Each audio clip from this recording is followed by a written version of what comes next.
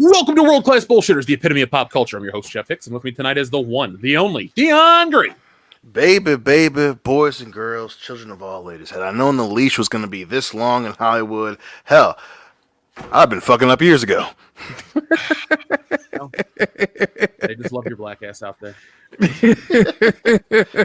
That man chuckling in the background is the last standing still on Big Rig, Nick Uterum. Yeah, I'm happy to announce that I'm going to direct Dion and my black ass in space. Will that coming be better? Coming summer 2021. Ah, that'll be the first. You know what? That film is going to get everyone back into cinemas next year, and my space will single-handedly save the theatrical going experience. So from now on, what if that's true, Jeff? What if that's true, man? That would be the funniest damn thing ever. If that were to happen, fucking WCBS brings back movie theaters. Yeah. We don't even want to. But there's one guy we got to bring back, and it's American Ramrod, Kendo Slice. I was trying to think of something witty and clever, but I got nothing. It sounded like you said witty and clit, and I was like, oh, God, what a show. Well, I mean, we can talk about those if you want. We'll save that for the hangover. That's Patreon content, bro. Gotcha.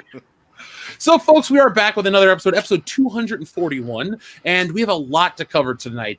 Some good, some bad. Let's start with some fun. So, we don't have any new patrons this week, but we do have the the Hangover, which is the After Hours replacement. We have that coming up, and we have some vlogs from Nick, and I'm going to try to put together something, because we've been doing a little moving around the apartment, and now I have better filming space. So, a couple collectibles I wanted to talk about over there. So, be on the lookout for that coming up, folks. But the bigger worldwide news that affects us all here on the channel, and it's good, it's fun, is that this week saw the release of the two next-gen video game consoles. The Xbox Series X came out on Tuesday, and the PlayStation 5 dropped today. And we have the official WCBS Xbox Series X here at the headquarters, and we will be using it for Twitch and other fun stuff. Also, Jesse and I have our own Twitch channel we're going to be starting for tomorrow, Mindless BS Gaming, and the reason we're telling you now is because we're gonna have Halo Fridays. Now, Dion, I know historically Halo Fridays was Jake and I, but Jake doesn't talk to us anymore because he went up a mountain and never came back. So poor bastard. Yeah, I know, right? That was his choice. It's called Denver, you know. Yeah. But what did he fall into a volcano as well? What happened? he is the volcano. The real story is called Jake versus the volcano, but they changed to Joe versus the volcano, and Tom Hanks got involved because he had a brother named Jake that died, and it was a touchy subject. So, oh shit, right? Oh, damn. Yeah, but dark times. No, For the Dion. Empire. Speaking of For the Empire, man, last night you were streaming on the WCBS Gaming official Twitch channel, Warhammer 40K, correct? Yes, I was. Had a blast. Adam was there. Nick was there talking shit. Who else was there? I think. No, Liquid Metal. That was the last stream a couple of weeks ago. But I know there were a few other guys there. So it was a good time. There was a newbie that I guess just stumbled upon the stream. Threw some words at me. So it was fun, man. Hillary was on there just talking shit, goofing around. I like to think of that as the opening salvo in the Dion Drunk Purchases series. So far, I am not regretting that purchase at all. Now, Dion, it was funny as hell, man. You were talking back to your wife. You were hitting on there. You were trying to. I don't know. It was a whole thing that was happening there. It was wonderful. Yeah, man. So, Dion, what's the next game you're going to play after Warhammer? I mean, how deep are you into Warhammer? I mean, I'm loving it actually because I know it came out in 2018, but I'm really enjoying it. Like I said, it's just the beginning, so I'm like a level fucking 11 or something in that game. But again, I really want to get back into Call of Duty. I obviously kind of get warmed up because what is it? Black Ops Cold War comes out tomorrow. Ooh, but I'm probably trying to get back on the horse with Modern Warfare and eventually go and get Black Ops Cold War. So yeah, probably the next one is going to be Call of Duty. I also have Hitman 2, so I'll probably be looking to get into that here pretty soon. And just fucking, throwing some stones in the water, man, see what makes the biggest waves. We have Game Pass now too, officially for the channel, which makes this sound so cool. But no, folks, what I'm trying to get at is if there's a game out there that you want us to play, let us know, because like I said, we make videos we know you guys want to watch. We'll play games we want, or you know that you want to watch. So Nick is the horror guy. He's going to get The Thing and the Man from Medan and a couple things that he's been playing. Dion's the shooter guy. He loves his Warhammer. Kendo, what would you play right now? Anything. What would you want to play on Twitch? That's a good question. Not sure.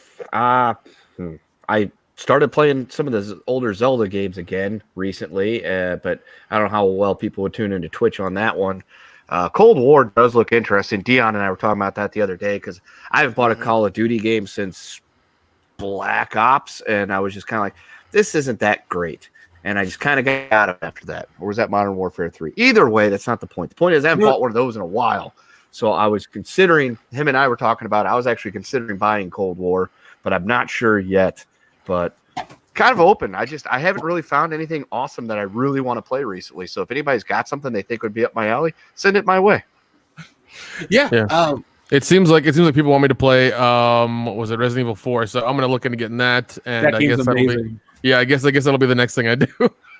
Shit, now I want to play Resident Evil. I currently am going through a second playthrough of Resident Evil because of Halloween. I was in the spirit, so I just played Resident Evil 4 for a while. Kendo and Dion, if you guys want to do the new Call of Duty, I'll get a copy too, so we can all play. Is it cross? Yeah, I guess it's cross-platform this year. Or no, I think it is. I think they did try to make Cold War cross-platform, as far as I know. So, but yeah, that'd be dope, man. Play that all together. You and I used to get drunk and play Call of Duty quite a bit. Actually, okay, so folks, random story real quick. Dion likes his furniture. Dion works really hard, and he bought himself a really nice couch. And he had bought it for himself for Christmas, and he had it specially delivered just so when I came to visit, we could experience his brand new leather couch. And like I said, Dion's a hard worker. He goes to work at 5 a.m, takes care of his family. Everything right Dion has done. So the day comes for this couch to arrive, and Dion is so excited. I'm there. Hillary's there. We're waiting. The truck pulls up. Probably one of those Our House furniture trucks. We're so ready to go. They bring in the couch. It looks beautiful. They bring it up the stairs, and it won't fit through the front door. And so they had to take it back, and I watched my best friend's heart break into two that day. Oh my god! I was so fucking mad. Oh my god! The dude's like, "Well, we can leave it, and you guys can try." And I just remember being like, "How the fuck am I gonna get it in? What do you mean you want to just leave it here? And if it doesn't fit, what the fuck am I gonna do? You know?" So, God, I was so pissed. I know you. If the professional movers can't get it through the door, how do they think you're gonna get it through the door? Dude, They saw Jeff and was like, "Yeah, you guys can do this." Yeah, they were like gonna be like, "Well, just go ahead and put a pulley up, and you guys can try that. Good luck." I was like, "No, take this motherfucker back." So to answer the question I laid out for you guys a moment ago, I would go with what I think I am going to start, a single playthrough of Indiana Jones and the Emperor's Tomb. I just really got a hankering for that game. And the beautiful thing about this Xbox is it is backwards compatible all the way to the first Xbox. Not every game, but most of the Star Wars games are backwards compatible with the system. Oh, nice. Very nice. I can do Knights of the Old Republic. I can do some of these old Star Wars or LucasArts games. So if you guys want that stuff, here's the thing. You can find those. If you ever at a bargain store and you find a cheap copy of a Star Wars game for the Xbox, shoot it to our PO box. We'll definitely play it. Oh, dude, yeah, there are a ton in Tennessee that I can probably pick up and send to you real quick. Well, if you see, because ain't nobody playing Star Wars out there. They're all playing like Bass Fisherman or Trucking USA or some shit like that. Like that's what they're playing. I want to play Big Rigs Over the Road Racer. What? You've never heard of Big Rigs Over the Road Racers? No, I have not. Oh my god, that game is awful. Yeah. Yes. It's like an 18-wheeler racing. It's a broken game. Hold on. Oh Jesus. Just fucking drive and drive and drive. I made you watch an Angry Video Game Nerd video. Yes. Oh my god, that was. Put it like this, Nick. I can't show you video footage because some random person from Russia would try to sue us into oblivion. But here's the victory screen. And this is an indicator of the quality of the game as well as this year in general. Oh, that sounds about. Oh my god! You know what? I'm gonna put one of these at my end of the year special. You know, we always do our our year in review. This is the award we're gonna give to 2020. Your winner. Oh my The god! room of video games. You are correct. Yeah. So- Oh man! That's Great right up there times, with that congratulations. Oh, Yep. oh, congratulations! You've proved the truth of the justice of our society that you beat the ghosts. Yes, when you beat Ghostbusters, the NES game, that Oh fucking my wins God. screen. It's just like, especially considering how fucking awful that game is and as hard it is to go through all of that and to get that as your like winning thing. It's just like, you got to be fucking kidding me, really? Oh, So, geez. yeah, folks. So that's our. Like I said, you guys wanted WCBS gaming. We've been giving it to you guys all the time, and so just keep an eye out. Recommend games, and we'll keep playing them and producing entertainment and content you want. Also, producing content you want. I wanted to have it ready for today, but there's a thing called moving a little bit, so we had to move a couple things in this apartment. I didn't get a chance to set up the email list, but Stealing Solo, your second chance. We're talking about it now because this afternoon I was interviewed by Drunk 3PO over on his channel, and we had an excellent stream. He was just, he just wanted to talk and ask questions, but I did tell a little more information about it. So I have been working with Anna, that Star Wars girl, on an amazing Fandom Menace themed painting. It's as great as a Star Wars movie poster. We'll put it like that. So that's incredible. I'll show you guys more. And that'll be coming out soon. And then there's a day one exclusive of the original High Council. So be on the lookout for that, folks. We'll have an email list for you guys Tuesday, I promise, on the High Council, and we'll talk about this campaign. It's been exciting getting ready for it. So tonight, guys, we have all sorts of things to talk about. Let's take a quick travel through the news. So, Dion, this first piece of news is for you. Are you ready? Born ready, baby. All right. There's news about Wesley Snipes being a part of the new Blade, the remake. Ooh. Wait, no. First of all, they're remaking the first one with, I guess, the other actor that we've heard about. Oh yeah, that Mahashala Ali. Why can't they just continue it? Just be like, just make Wesley Snipes like, make him a sensei or whatever. It's like, oh, now I pass the blade on to you, new blade. Well, dude, that's my number. Weird, but I don't know. My number one complaint is like Wesley Snipes isn't that old. And Yeah, he's he not- isn't. right, and he's still an action star, so he can still be Blade. Dude, look it. He might be the action star of Walmart's $5 bin, but the dude's got another Blade in it. I guarantee. I would bet my life. Wesley Snipes had an opportunity to play Blade again, he'd be in great shape, and he would give the best Blade performance he possibly could. This wouldn't be one of those situations, some half-assed situation, or actor coming in going, I don't give a shit. The rumor is that he might be like a Whistler type of character for the new Blade. That's weird. I don't like it. That's weird. And also, I mean, Disney's gonna do this, and it's gonna be very PG-13, so I don't know how good it's gonna be. So. That's the thing. We have been conditioned for Blade to be a hard R character, and most of us were introduced to Blade through the Spider-Man cartoon. And being the dumb kid that I was, I did not piece together that the Blade from the cartoon and the Blade in the movie were both the same character. So I just thought Blade was this bitchin' movie that I got to see as a kid. Didn't even read the credits and realize it was a Marvel book. But a PG-13 Blade just feels too weak. I mean, that's a bloody movie. I mean, they literally bathe in blood in the opening. Yeah. Yes. Yeah, they do. Tracy Lords is in that first one. I'm glad you remember her. That fucking opening, dude. This pandemic's been slow, right? Don't judge me. Hey, man, you do what you gotta do. And listen, there are a couple of parts in that movie where you're just like, oh, let me download this part to the phone real quick, go run to the bathroom.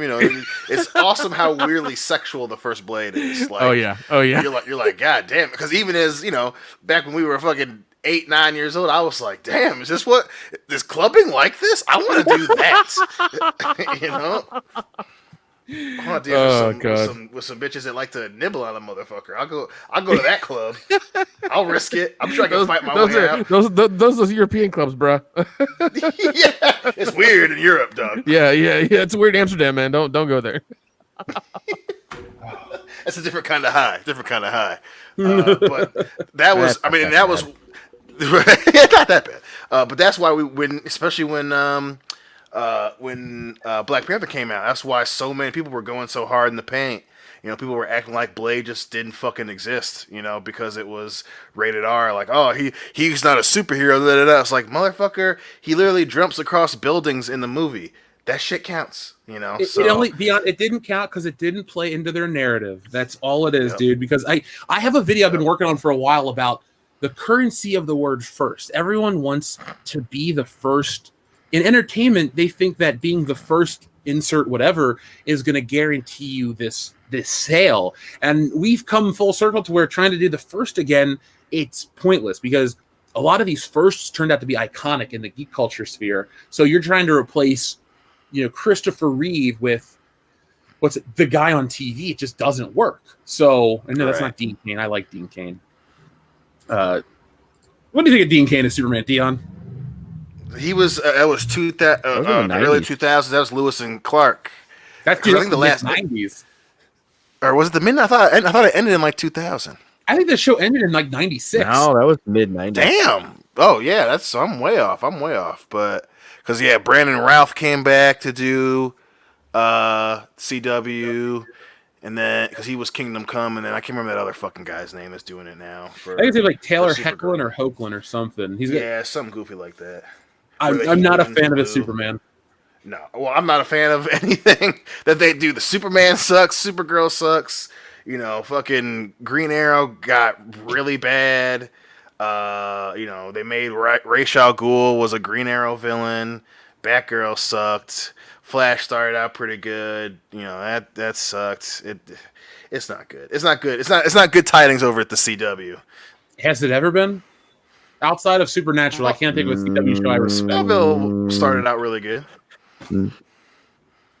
Not that I can think of.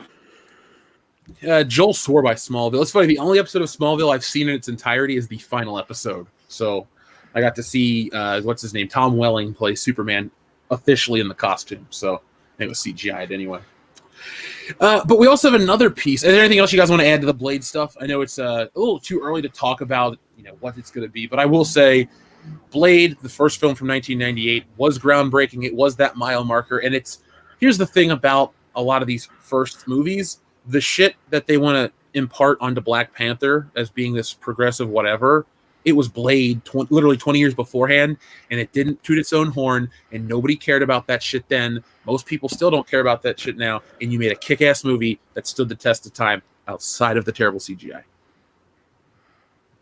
Yeah. So, moving on, though, we have a little more comic book news from the MCU. WandaVision is coming out next year, which makes this year the first year in a decade, 2020, that will have no new MCU content released, excuse me. That's weird. Kind of weird to think, dude. It's since fucking Iron Man 2, there hasn't been a year without something new from Marvel. Fuck you, 2020. Damn. Well, I will say, go out. the thing about the lack of Marvel stuff this year, I think this is just delaying the inevitable. I doubt they're going to go back and change Black Widow at all, and a lot of the movie will just feel a little late. So, hey, whatever. It's no big deal.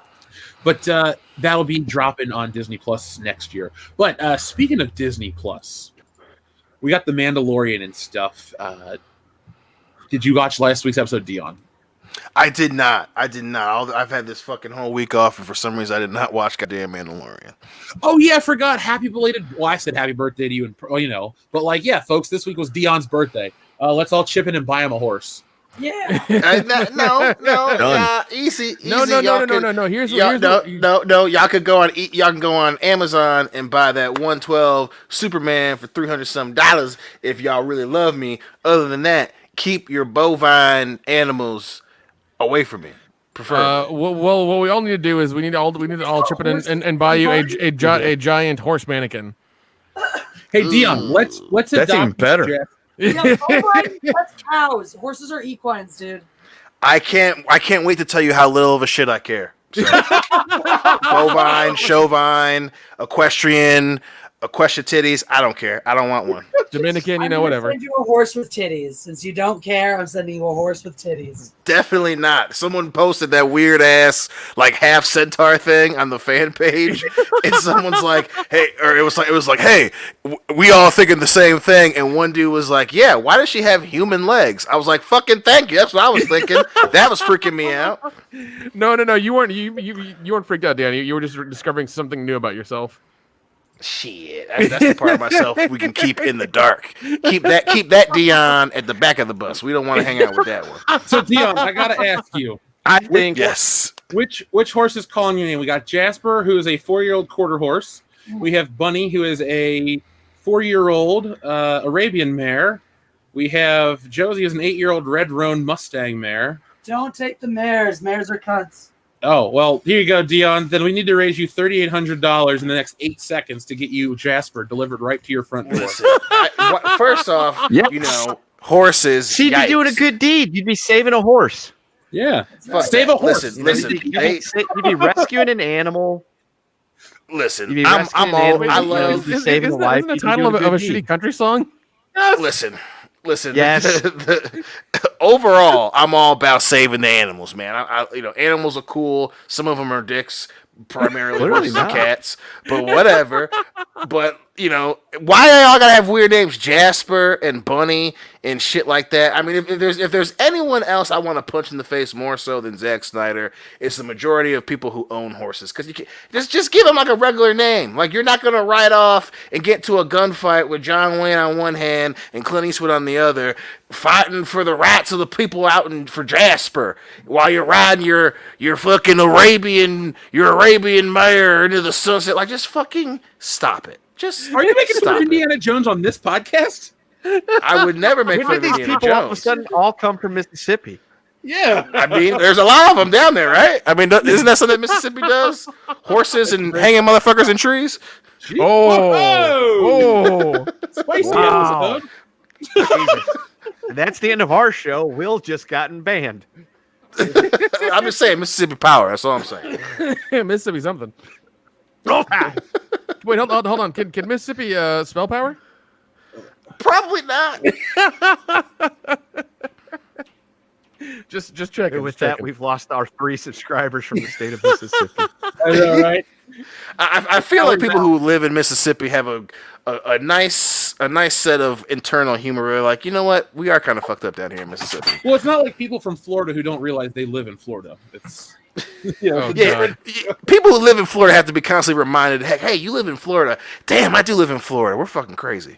I love it because it's like, how do you not know about a state where people get into fights with alligators, eat people's faces, jet ski and swimming pools full of pudding? Like, only in Florida, man. That's Seriously, so and- Florida man's a joke. Yeah, and then you got places like Miami, which is hopping. It's an awesome city. There's shit going on. Good-looking people down in Miami. It's on the coast. It's on the beach. You've got, the Keys. And then you've got Central Florida. It's like the inland Florida, which looks closer to fucking Alabama than it does a coastal state or peninsula. And you're just like, what is this? yeah, What exactly. universe? Pensacola, where different Jeremy lives. Oh, yeah. Geeks and Gamers is right out of there. So Listen, if you ever need an example of Florida, fucking Jeremy is the perfect goddamn. Oh my God. If there's love any it. It's so channel, true. any channel that is getting fucking struck for like just calling Kathleen Kennedy a bitch and shit on his channel, he's like, oh fuck, they're coming after him. He's like, yeah, because you got to keep your Florida in check. Jesus, dial it back. oh my god, he's fun. Mm-hmm. So, speaking of like delays, pushbacks, and other stuff, this year this bug did push another film back, but it's a film I don't know if we're ready for. Did you guys realize that they're remaking Mortal Kombat? Yes. Wait, what? Yeah, they've been doing Why? that for years. They got it. Apparently, we're supposed to start filming in Australia, I think. But yeah, man, they've been actually taking their time with it. I'm part of me is cautiously optimistic, but yeah, I want to say for like the last 2 years. Yeah, I didn't realize how far along it was, because do you remember a couple years back when Michael J. White and a couple people did that YouTube series about that? Yeah. Machinima. Oh, dude. It was Mortal Kombat. Yeah, it was awesome, man. It was great. That's what I thought this has been the entire time. Like that's what I thought. Like, they already made that movie. I thought it was out. How did it get delayed again? Wait, is Mortal Kombat like Hellraiser? They have to keep like remaking shit just so they can keep the rights. Is that how it is? Probably. Well, so I can't even remember who fucking has the rights for Mortal Kombat now. It's been Warner fucking. Brothers. Is it Warner Brothers? So I don't know. Yeah, I don't know if Machinima had owned them or if they were able to get the rights to make a project with it. But yeah, man, the Machinima one, because they had 2 seasons where they actually got Shang Tsung back for the second one. Casper Van Dien was in that shit. That is not a selling point, Dion. You should just stop talking. Listen. What your response should be, yes, you want to know more. And it was, and it ended on a fucking really good cliffhanger, dude. So it was really good. But yeah, sadly, it's not the same people. But yeah, man, they've been like they took a long time casting people. It was fucking nuts. Why not remake something bad like Double Dragon or like Street Fighter? Like remakes like that. Those need remakes. Those need remakes, not Mortal Kombat. Mortal Kombat was pretty okay. Listen, you leave Street Fighter alone, sir. The second one's terrible, but you leave Street Fighter alone because I will never ever get tired of hearing Van Damme going, "I'm going to kick his ass so hard." I don't remake that. That is the quintessential. And the utter amount of cocaine he was on with that one. All the cocaine. The fact that they took the fact that they take Jean-Claude Van Damme with his very thick European accent and have him play Guile, the all-American like soldier, and they're like, "All right, this is believable. This right here." He kicked that part so hard. It's just a shame that they had to rope Raul Julia into it, dude. And that's listen, and he's the best, by far the best part of that movie. But when that's the movie, he's the best actor in the movie. Yeah. When that's the movie you make before you fucking die, it's like, damn, the world has a real sick sense of fucking humor. Yeah, it is. He did it for his kid, though. Yeah, and I get that, but I can't think of a situation where a world famous, highly decorated veteran actor or actress, I'm gonna make a movie for my kid, and it's turned out good. Fucking Street Fighter, I love you, Raul, but come on, man. Fucking Scorsese did Hugo, which is like, what? Just don't do that. Just sometimes let your kid become an adult before they can watch your movies. Just kids' movies. That's a cracked, dirty ass road with all the bad intentions, and it never fucking leads anywhere good. Well, kids and family movies are like Christian movies. Like you have a built-in audience, and it's really easy to do. Like they're all really easy to write and do. I mean, look at what is it like? What is it? Time.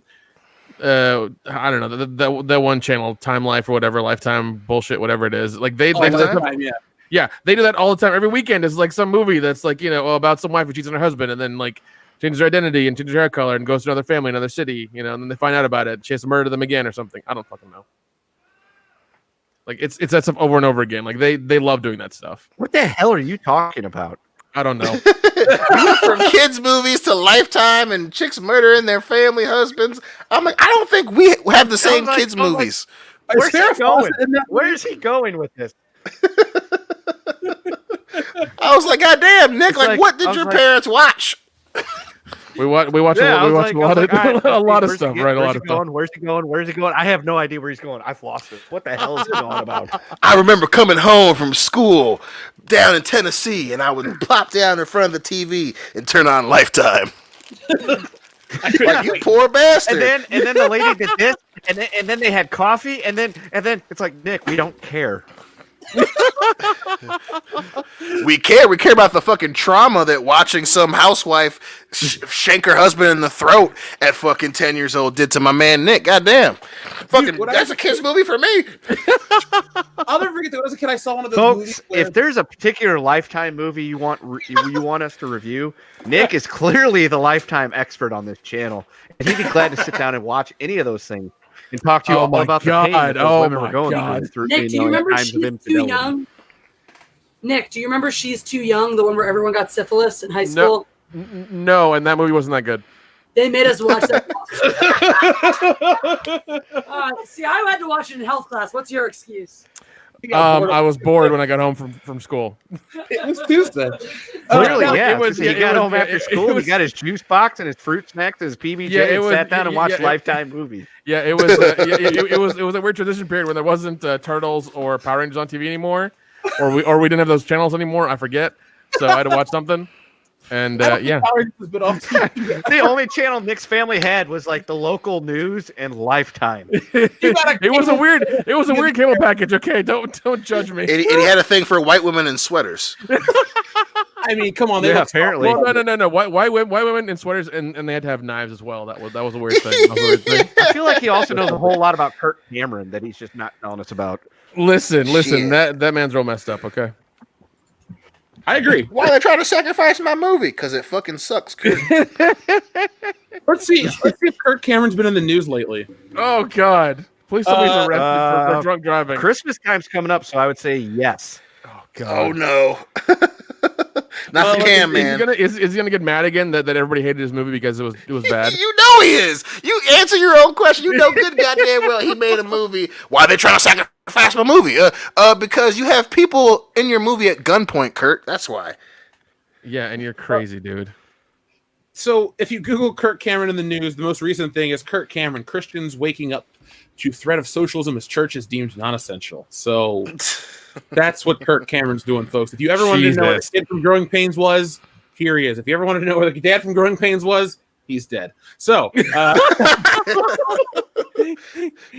going hard in the paint tonight. The irony of that show.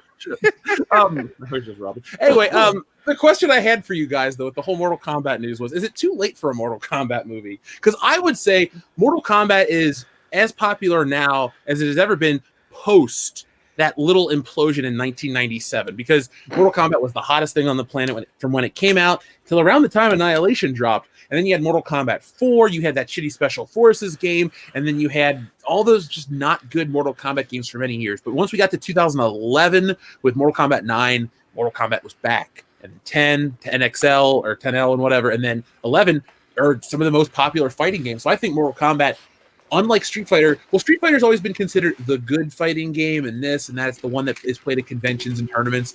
But Mortal Kombat has had the better lifespan because it comes and it came and it went, but then it came back and it never left, and it got bigger both times than Street Fighter was concurrently. If that makes sense.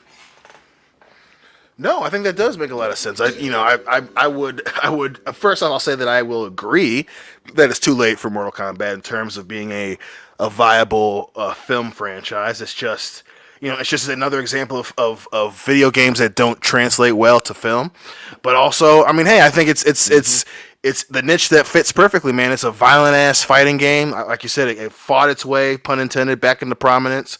And it does a great job of bringing in characters from other franchises, particularly film franchises and comic book franchises, into the game universe where it makes sense and it makes it fun for the whole family, so to speak. You know, fucking Joker and Spawn, and now Rambo just got brought into it. RoboCop is in it now. They had all the horror franchise characters. Jason, the Xenomorph, Predator, Freddy was in there. And so they do a great job. It's Super Smash Brothers for adults. Yeah, you're right. You're right. Pretty much. So yeah, man, I'd keep doing what they were doing. I wouldn't get so caught up in wanting to make a film. It's just tough. It's tough to do, man. It's just one of those prime examples of very few video game franchises can get turned into movies. No, right. I completely agree with Dion right there. I was gonna say, in terms of like when it would have been hot enough to make a movie, that was like 25 years ago. Because when Mortal Kombat came out and became a thing, and you could get it on home console as well, that was like a huge deal. I remember as a kid, like if somebody on your street got Mortal Kombat, that's where you were at after school for hours. Yep. Like we would be sitting around beating the shit out of each other in Mortal Kombat, and that's why the movies came out, because that was the hot thing. The game's real popular now too, but I think there's like a different level of, I don't know, I guess interest or heat involved in that property in terms of being able to put it on like the big screen. Plus, if they were gonna do a Mortal Kombat movie, you'd have to do it completely different than the others because you actually have to have a story that would follow the game, and we've already got that. It's called Bloodsport. Right. Or Enter the Boards Dragon. don't hit back. Oh god. Oh yeah, there is that. There is that. So let's pivot from talking about movies based off of video games, and let's talk about movies that look like video games. So right here we have the Scorpion King. Have you guys heard the news about the Scorpion King? I have not. No, Holy shit! Now I'm excited. I don't know going on what with that is it. now. Is it getting rebooted? The Scorpion King is getting a reboot at Universal. Now here's the weird part. Now, here's the Wait, weird hold on. Hold on. It's getting a reboot, and The Rock is producing it, but The Rock is not the Scorpion King anymore. Oh, boo. Wait, hold. Oh god. Please tell me it's no Roman longer Reigns. Hakumo Please Sensei. tell me it's Roman Reigns. Oh god.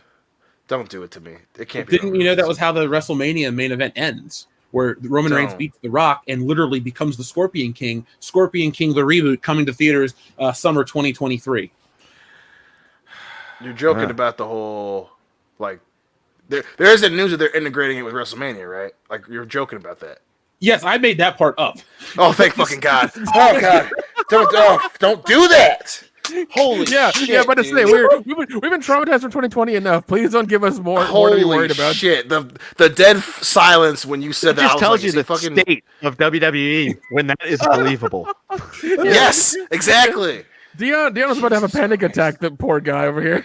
Dude, I almost had a fucking stroke. I was like, wait a minute, what? Well, Dion. Dion's like a small toast. Dude. It's delicious, too. Oh my god. Oh my god. Well, did they at least say who's gonna be the new Scorpion King? No, this is a press release. It says straight out of Compton writer Jonathan Herman is penning the script for Dwayne Johnson and Danny Garcia's $7 Productions. It's so weird now. I'm willing to wager right now on that. I will put $20 up to you guys that the Scorpion King will be one Joseph Anawahi.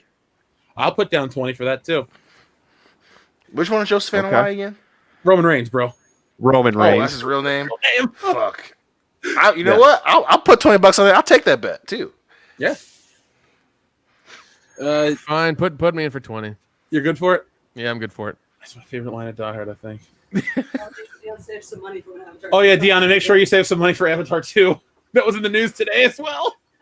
Hey, So, folks- Wait, no, did they finally have a release date? Is it like August 1st, 2026 or some shit like that? I guess it's like $20.99 at this point. But like, Okay, they all right. I guess James Cameron is just going to direct from a head in a jar and some robot arms. that's pretty much all he is at this point. That's true. That's true. So let's move on. Okay, I guess we'll move on. So like that's the horse. Let me get the horse away. So folks, tonight, let's read a couple of our super chats to thank everyone who is here with us early, who keeps WCBS rocking and rolling. And let's first off, the Hunky Chunky Funky Monkey, who says, "Would Dion Tiberius Green be late for his own funeral, then leave early?" Probably. Depends on what kind of party we're having. I mean, if it's a fun party, I'll stick around. But If it's Dion on Halloween, Tiberius ain't got no time. If there's a lot of thick white women there, yeah, he'll be there early. Right. That's how you get me to stick around. Bring me some large-chested white women in sweaters. Sweaters, large chest. Well, what if they're on horses? It depends. I mean, if they're anything Would be a less lot than to do. Sigourney Weaver level, I'm out. Well, wait. If you said large-breasted women on horses with sweaters, Sigourney Weaver has none. I So- didn't add the horse, but that was Nick first of all. But she has decent plumpkins, So they're not huge, but they look good in a freaking wife beater.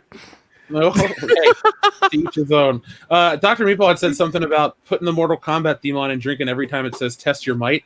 I'm down. Oh, Dr. Meeple. jeez. Are you guys down? Oh shit. So Oh, did I ever God. tell you guys that story? All right. We were drinking over at Douche Canoe's house, and long story short, everyone passed out except me. I woke up the next morning. We had been drinking heavily, and Dan's alarm was going off in his ear, and it's the Mortal Kombat theme, and he slept through Oh it. my god, you showed us that video before. I've seen it. Yeah, I've that's seen it. actually the second time that happened. That's at WrestleMania. Yeah, I've seen the video of him just like dead to the world, and and you can clearly hear that alarm from like across the room. Yeah, almost like the Bulk and Skull theme at the middle of the night. Oh my god! Dion, thank you. Fuck you. Goodbye. Forgot about that. AJ, yeah, Kendo never forgets. My bad, man. My bad. If Kendo is woken up by somebody inappropriately, he'll never forgive you, folks. So if you see this at convention and you wake up Kendo, don't, because he won't like you. Oh god. Well. I mean, there was a time that the hotel was burning down, and he tried to wake me up, and I wouldn't wake up. Post it on There was Facebook. that too. There's that. Yeah, like The big payoff to that one, though, was I was gonna say the big payoff to that one was I don't know if it was Dion drunkenly coming back from the bar into the hotel having no clue what the hell was going on and why all the people were in the lobby, or Brian Lape's deer in headlights look when I looked out in the hall. I was like, oh, let's see if there's actually any smoke or anything. I look out down the hall. I don't see nothing. I look the other way. Brian Lape walks out of his room, looks at me, big wide-eyed, doesn't say a word, and then turns him to the left and runs for the stairs. I'm like, what the hell is going on here? Oh, he's our fearless channel dad. You motherfucker Yeah. left me. Nobody was in the room. Nobody was in the To be hallway. fair, Nobody was in their room. I left Nick too. I was Yeah. To be fair, he left me as well because I was stone cold asleep. I after a while I went Drago on his ass. If he dies, he dies. I couldn't get him to fucking wake up. It's like, how are you not awake with this alarm blaring? It's a fire alarm too, so it's not like it's a soothing sound to wake you up to. It's meant to rouse you and go, oh shit, something's up. Yeah, I slowly woke up later that day, and I'm just like, "What's going on?" And Kendall's like, "Oh, thank God you're up." I'm like, "What happened?" And he had to tell me everything. So, dude, when I was on, Yeah, I was like, "Hey, you didn't hear the fire alarm going off at night?" No. Okay.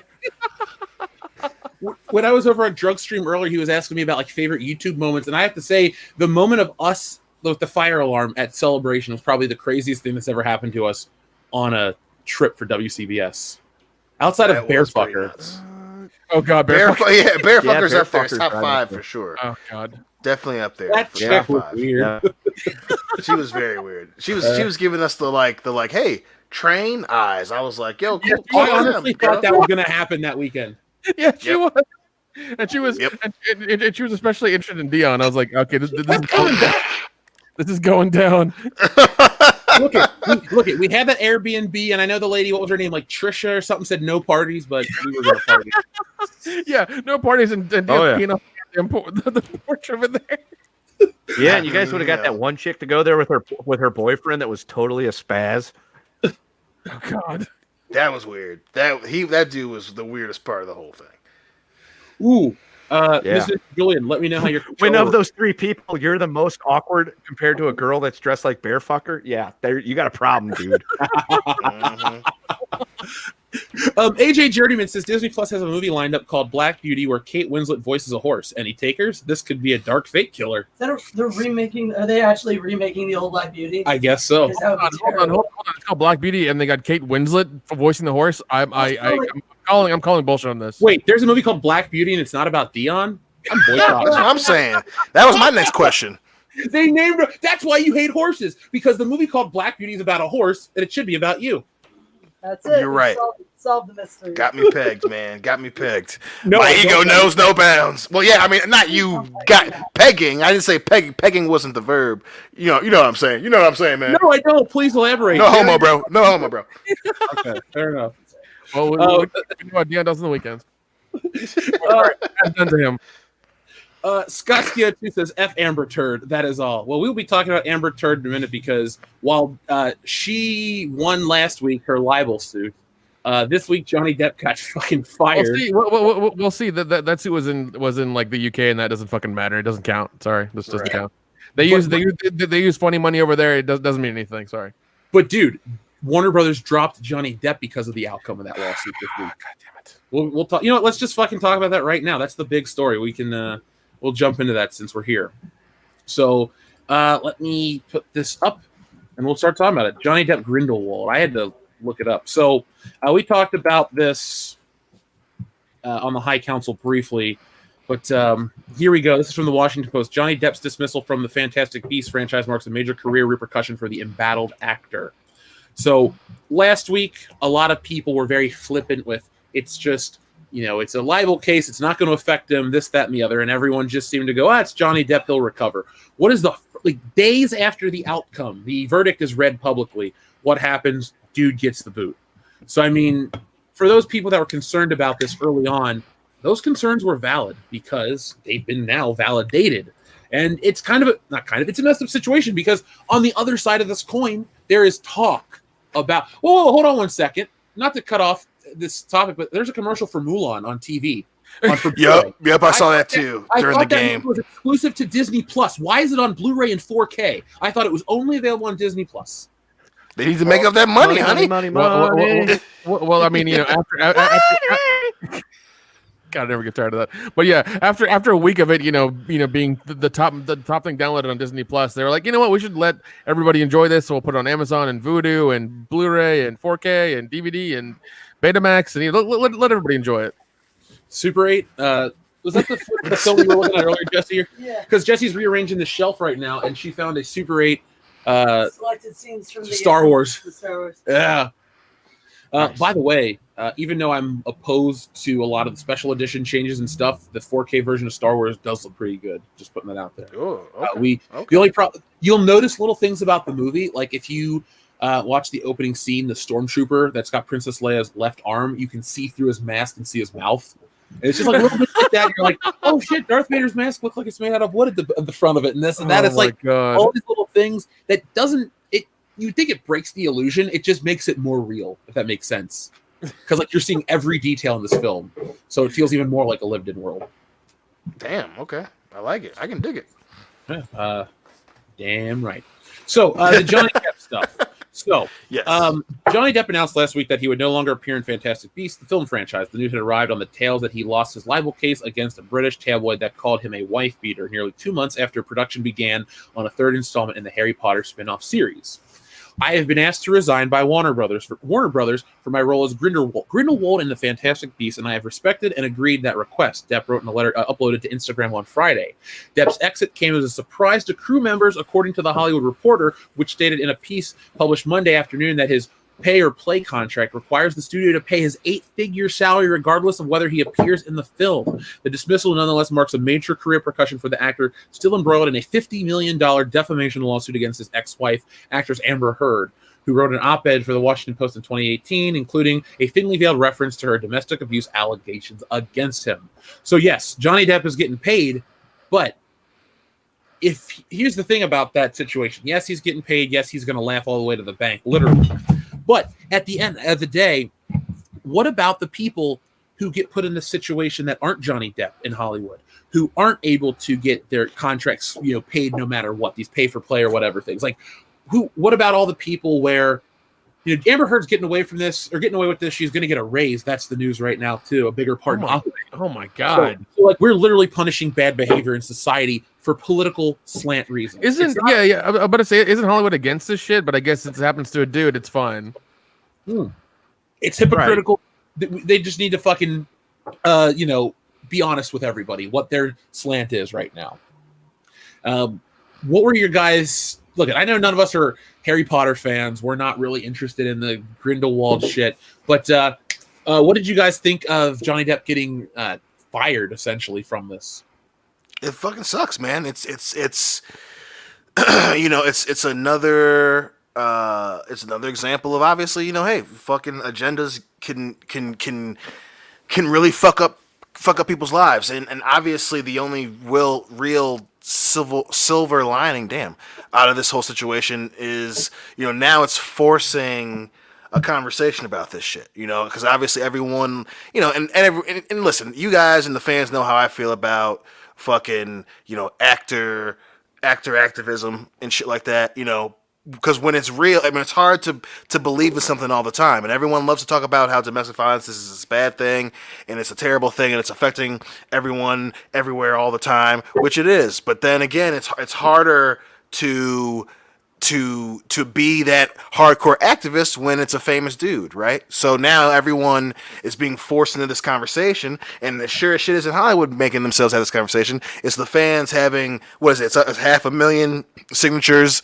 on the petition right now to get her removed from Aquaman. You know, that's what's forcing this conversation, and now a lot of people are going to have to stop and look in the fucking mirror and say, hey, listen, do we really care about this? Do we really want to say that people who are perpetrators in domestic violence, are they really the bad guy? Because right now, so far, and again, I'm not saying that I have all the details, but it's starting to look as if Amber Heard is a fucking domestic abuser, and now everyone has to have this conversation now. Fucking Warner Brothers, they got rid of Johnny Depp. They have to have this conversation now. They're going to have to address this shit because fans are keeping this shit going. Twitter, you know, we give Twitter a lot of shit, and rightfully so. But Twitter is starting to back Johnny Depp. A lot of which are people who are on the side that you would assume would be, you know, the loud, left-leaning motherfuckers. A lot of them are saying, hey, listen, I know Johnny, he didn't do this shit.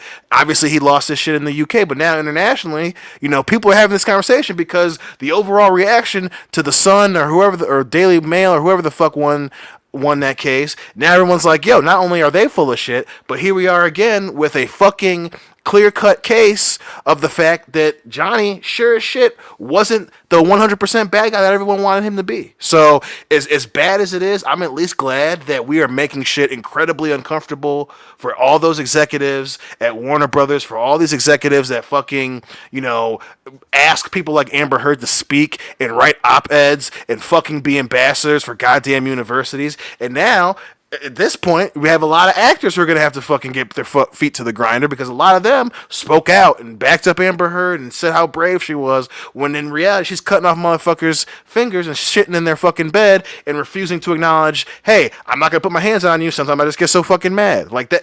This conversation is going to get real awkward real fast, and at least we have that.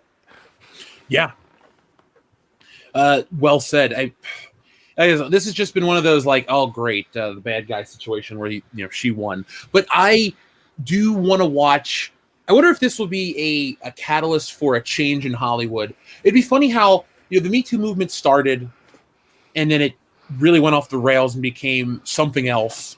And now, I think it became a witch hunt after that. It did become a witch hunt. Any little infraction was blown up. It seemed like to be bigger than it was, and then it was just kind of like, well, shit, what do we do?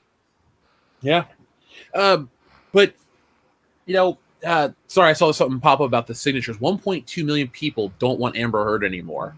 I saw also too. Somebody said they don't want the film Aquaman 2 to fail though because it'll hurt Aquaman, which I think is a whole point. and I mean that's also the thing as well. Aquaman 1 is really good, and Jason Momoa is a really good Aquaman, and you guys see the deep fake with Anna as Amber Heard is in Aquaman. Yeah, no, she's tweeting and getting people to retweet. She did a deep fake of her. It's on her Twitter. I retweeted it on mine. You guys can take a look. She did a deep fake of her face as Amber Heard in Aquaman. She's petitioning Warner Brothers to say, replace her with me. You can't be anywhere. Well, looks pretty good. Sadly, the fans are looking elsewhere besides Anna, that Star Wars girl. Now, Cesaria Japan says, get Emilia Clarke to replace Amber Heard as Mira in Aquaman 2. Someone on Twitter did concept art for it. Folks are for it, and it reunites her with Game of Thrones star Jason Momoa. Win-win. Emilia Clarke's pretty hot, so I'm okay with that. Yeah. So I'll show that. Actually, I had that hold up. That's an email about Best Buy. Sorry. Speaking of Best Buy, when we were there yesterday picking up something, all the PS5 pre-orders were there, lined up against the wall. I just wanted to take one, throw them the money, and run out. But buying something that's not mine. Okay, so here we go right here. Heroic Hollywood found it. So, yes, there is a fan movement right now to replace Amber Heard with Emilia Clarke. I think it's a pretty lateral move. Well, no, I think it's a better move. It's a move up because I think Emilia Clarke is a solid actress. Amber Heard's fine, but Amber Heard is very one note. She's just Amber Heard, like a certain thing to me. Emilia Clarke's equally good looking, and I think it's a win-win. So let's see, where's the deep fake? Right here. I saw his image pop up. Boss Logic. So if you're not following him, folks, Boss Logic does all the updates or all the digital manipulations that you'll want to see online. So Kendo, starting with you, if Amber Heard were to be replaced by Emilia Clarke, how do you feel about that? Fine with me. I mean, right now I'll take anybody to be replacing Amber Heard just because this situation is a bunch of fucking bullshit. You know, she's clearly the bad guy here. How they don't see that, I don't know. I mean, everything she said and has done and has been alleged to do is just been fucking criminal. You know, felonious assault with a knife. And yet somehow she gets to walk away I almost said scat-free, but we know that's not the truth. And, but yeah, no, Emilia Clarke's fine. I think she's a fine actress. You know, I've got nothing against her. She was probably one of the better parts of the Solo movie just because everybody else sucked that bad. And up until they started writing her character like shit on Game of Thrones, she was fine in there too. So I'm good with that. I'll take Emilia Clarke. Nick, what about you? Oh, well, what did the signature thing up to? 1.2 million people or whatever. Yeah.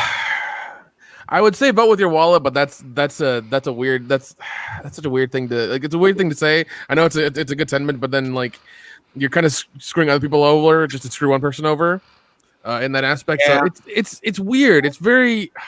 I wish they would just like take her out and put Emilia Clarke in there, but they're not going to because they're under contract and. You know, they're going to take the woman's side as opposed to Johnny Depp's side. So here's a way out of that, Nick.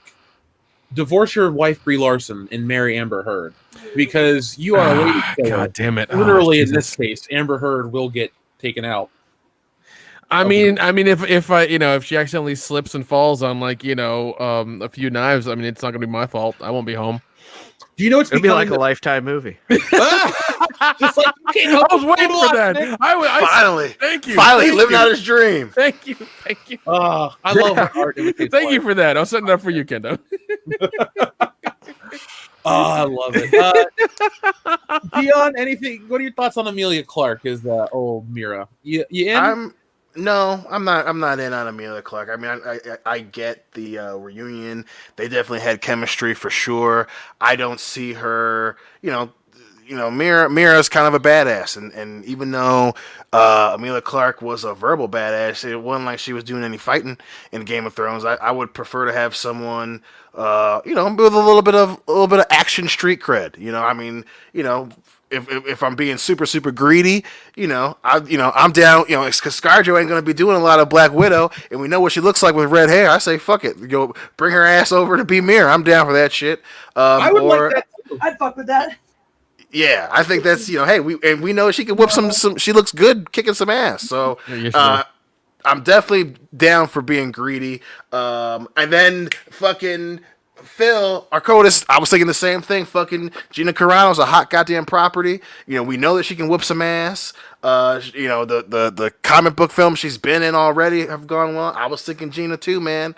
I mean, but again, that's me being greedy. But listen, I like Emilia a lot, and then getting to see her boobies in season 1 of Game of Thrones, I was all about. But I'm not sold. I don't want to buy that for $1 just yet. I don't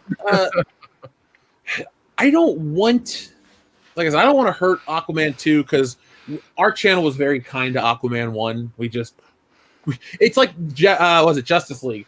When's it going to suck? It never sucked. It was fine. It was good to fine. Like, that was about it. But I want to see more in that storyline. I definitely liked what they presented there. With Mira, though, I don't want to see somebody like a Gina Carano because she's too badass. Mira is more soft and effeminate, and she's a lot like Jean Grey. She has superpowers, but she's not like you don't look intimidating as a character, if that makes sense. Gina Carano has a physicality to her. She has a presence. It'd be like if you cast The Rock to play, I don't know, Dr. Seuss. It just wouldn't work unless you're going to do a character. Well, I mean, you remember what is it? The Rock in the SNL skit where he was like, with what was it? He was like a monkey or something trying to help. Oh, Mr. Peter's father. Yeah, thank you. Remember that shit? Like he did some fun stuff with SNL when he was there. It was really hilarious. Yeah, he's hosted quite a few times since. He's got pretty good comedic chops. Yeah. I like him as an actor, obviously, but as a wrestler, way more. How about Samara Weaving? This could be a career-defining role. If, let's say, they did cast her, she's pretty solid. Does she have the right look? I'd have to see her photoshopped in, but Samara Weaving, girl from Bill and Ted, Billy, I can see that. I mean, give it to somebody like that. I would rather see somebody that's an unknown, because the thing is, it's like in Iron Man 2 when you had Terrence Howard leave and Don Cheadle replace him. They had that line, "It's me, I'm here, get over it or get used to it." And that was it. Yeah. I think with DC not being funny enough or having that type of world, I just would rather them not draw attention to the recasting. It's like RoboCop 3. There's another guy under there, but they don't go, "Hey, Peter Weller's gone. Here's this guy." Damn, Murphy, you look different, man. Yeah, man. You grow your arm back or some shit. Yes, Keith. Jennifer Connelly does beat them all. So, do you think Warner Brothers will qualify as the bad guy of 2020 because they are responsible for not only shit canning Johnny Depp? We'll talk about Amber Heard's bigger part possibly in Aquaman 2, but they're the mofos that are responsible for the shit with Gone with the Wind and the disclaimers and taking stuff off streaming. Like, that is all Warner Brothers this year. Warner Brothers might win Asshole of the Year for me personally. Oh shit! Because Disney is Disney, but they're almost incompetently evil. Like you know what I'm saying? Like, they're trying to do all this shit and take over the world and grow their business and brand, but then they let Mulan happen across the board, a mistake, a failure, and embarrassment. Warner Brothers did some nefarious shit this year that changes the pop culture landscape in a bad way. This is like when Disney bought Fox bad, where it shrinks the pop culture landscape. It gives more power to one company, and it really opens the door for a lot of fuckery. And that's why you're getting edited movies on streaming, and you're getting versions that are different and stuff. Like, folks, buy your physical copies. You'll get better picture quality, better sound quality. And you know what? A lot of these movies out there, you could buy from a third party, and an older movie like Star Wars. You can get Star Wars on Blu-ray and not give Disney a dime because it existed before Disney bought the purchase. So, keep that in mind there, folks. Oh yeah, dude. I've been hitting up eBay a lot this year. They I spent a lot of money with them, just getting older things that I couldn't find on Amazon anymore. So, what is the thing you've recently got that you're most excited about? Let's see. I got was in October. I got the actual digital soundtrack for Fright Night. I got it from some guy in Germany. Deutschland. Yeah, because I was just like, I have other soundtracks. I was like, I need this one because I really love this movie. I've got the vinyl somewhere in a box somewhere. But I was like, I need the digital one so I can like put it on my phone and have it whenever I want to, and just want to listen to it and stuff. So yeah, that was one of the purchases I made. But I've gotten, I think, what is it? The Mel Brooks collection on Blu-ray. For some reason, Amazon didn't have that, and I had to go to eBay to get it. So I got that as well. Love that man's work. Oh yeah. So Amber Heard's role in Aquaman 2 will be bigger than before. It's being suggested Amber Heard may not only be fired, it's being suggested Amber Heard not only won't be fired from Aquaman 2, but her role is set to grow. Geekosity's Mikey Sutton and his sources say there are no plans to have Heard fired, even now after Johnny Depp's defamation suit went to trial. Previous rumors and gossip held she might get fired for having her part in the mirror dramatically reduced. Sutton hears the opposite. Since Depp's case actually backfired on him and he lost, Heard is viewed as the victim in the scandal by Warner Brothers, Sutton wrote. Firing her would be in poor taste and could cause a backlash. It's weird how Amber Heard is the victim, but society sees Johnny Depp as the victim. And we always talk about the court of public opinion. There are times where the court of public opinion will screw somebody over, and there are some times where the court of public opinion will help the truth come out, even though the real courts and the game players, the big playmakers, they'll go one way. So while Amber Heard's going to have her time in the sun right now, Johnny Depp will, again, history will remember him better. Because like you say, Dion, Amber Heard's evil. Yeah, man. Yeah, I know. Dion said over and over again. All she needs is like some young, dating some young person who has to defend herself all of a sudden, and then we're gonna hear about more of her abuse in the news real quick. So Well, yeah. Here's and Amber Heard could. I don't think Amber Heard could ever date another guy publicly, because she can't play this victim card bullshit if she dates a woman. Because what if she does the shit to some woman that she did to Johnny Depp? Like, the thing is, it's one of those situations where one side of the argument won't know who to defend. It's one of those things where it's like, you're so virtuous. Hollywood's head will explode. Yeah, Hollywood's head will explode. They'll be like the Fembot from Austin Powers. Yeah, exactly. They won't know what to do. Nice. Oh man. It's listen, and it's going to be a weird road going forward, and specifically to that point, I think that's exactly what's going to fucking happen. But also, and again here, I to your point a little while ago, I still think Disney is asshole of the year for 2020. They've got that title secure in the bag, and on some level, I can almost empathize with Warner Brothers because this is a lose-lose situation for them. Like, no matter what move they made, whether it's dumping Johnny or dumping Amber, either way, it's going to come back and bite them in the ass. And right now, they're putting all their eggs in the basket of, we want to get rid of the dude, not the woman, because if it comes, in their mind, if it comes out that she is this helpless victim, then we're going to look like we just fired a domestic abuse victim, right? So that narrative is real scary when you're the one signing checks, and I empathize with that. That being said, they're going to pay for not fucking waiting for this shit to come out, and bad enough that, Harry Potter's already damaged goods because come to find out fucking J.K. Rowling's a goddamn transphobe, but, it's they're in a tough position, and we're going to see which outcome is going to hurt the fucking most. And at this point, again, with that huge conversation that we're having now in the public eye, that, hey, men can be victims of domestic violence too. Now you're going to be known as the company that was one of the most loud at fucking firing a male domestic violence victim. So it's going to get weird. That's what they're doing though, because here's the thing. The climate of Hollywood, it's, like I said earlier, the Me Too movement really ruined a lot of shit because it became this witch hunt, and now everyone's afraid, even if you're doing the right thing, because you will, again, it's that court of public opinion thing. If you don't look virtuous enough out here, I guess it's going to hurt your interpersonal relationships with other companies and shit. But like, your audience is, Johnny Depp holds so much more financial weight at the box office. He's a legend. I don't really like him that much, but I'm not afraid to say he's a legend. But with that being said, like, he brings so much. There's a reason he can get an 8-figure salary and guarantee no matter what, and Amber Heard can't. It's like, it's so obvious to people too what is going on. It's not, you talked about being able to empathize with Warner Brothers. Like, I don't think they're in that situation. They're not innocent in this situation, is what I mean to say, because they allow a lot of stuff to happen, and they keep certain things quiet for public image. And they're only, it's so interesting how public image to these big places, it only matters to the social media audience, and the real world doesn't matter to them. They're so focused on Twitter. Like, we talk about Twitter like it's become a monolithic creature almost. It's this sentient thing. Twitter says this, Twitter agrees, Twitter thinks. Like, no, it's become this, really it's just a conglomeration of bad groupthink is what it is.